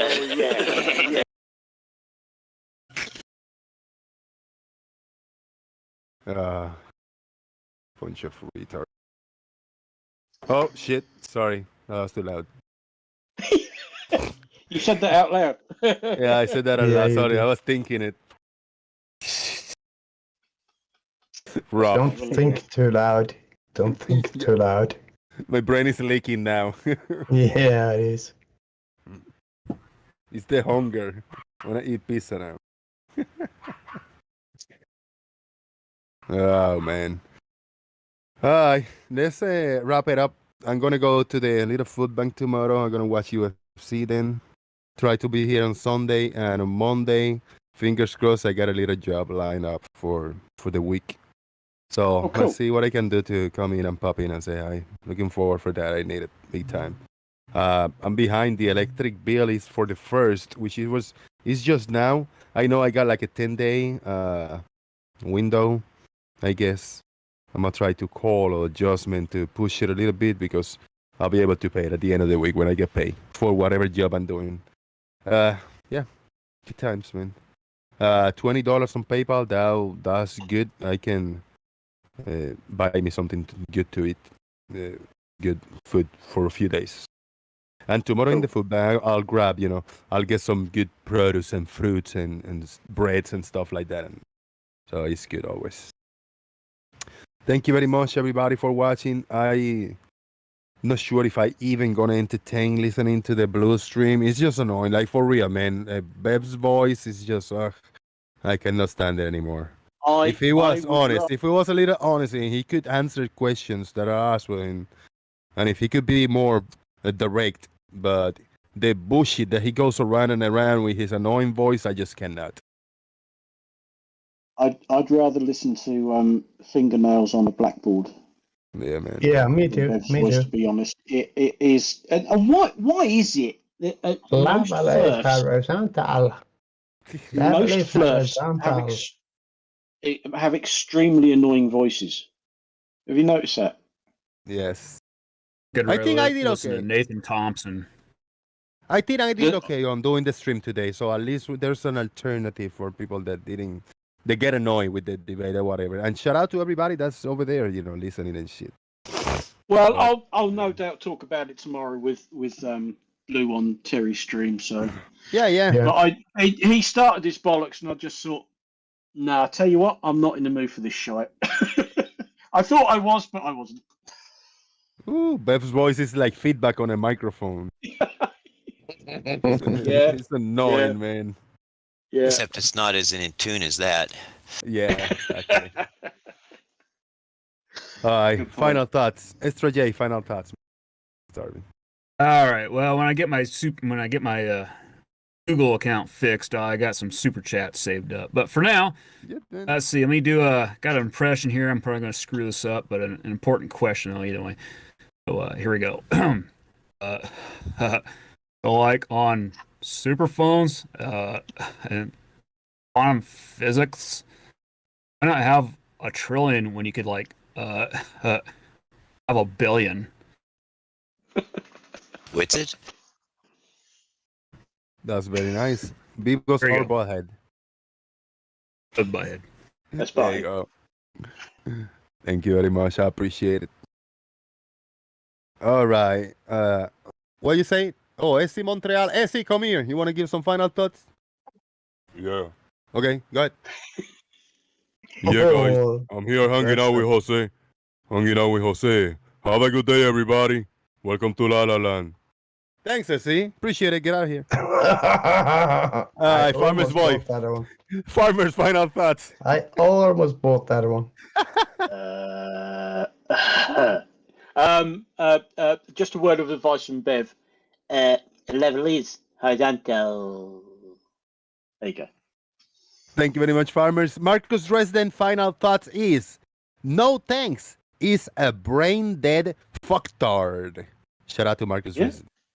Hold on. Final thoughts. Hold on. Let's imagine no thanks is some kind of a target. A very solid target. And I come at him at 1 mile an hour. And he just buckles. Oh dear. Sorry, no thanks. You need to come back and be stronger. Be stronger. Thank you. Thank you, hold on. Good to hear you, man. Yeah, I'm not too often here, so. Indeed. Whenever you want to jump in, always welcome. Thank you. All right. Jesse Gordon, final thoughts? Hey, it's good to hear you. I just hopped in a few minutes ago. Yeah. Doing good. Sean Smith, final thoughts? Which is beautiful. It's about all I got. Thanks a lot, Jose. Thank you very much, Sean Smith. I repeat, Earth is beautiful. From Sean Smith. Indeed, it is. It is. It is. Thank you, sir. And Nestle Wipes, final thoughts?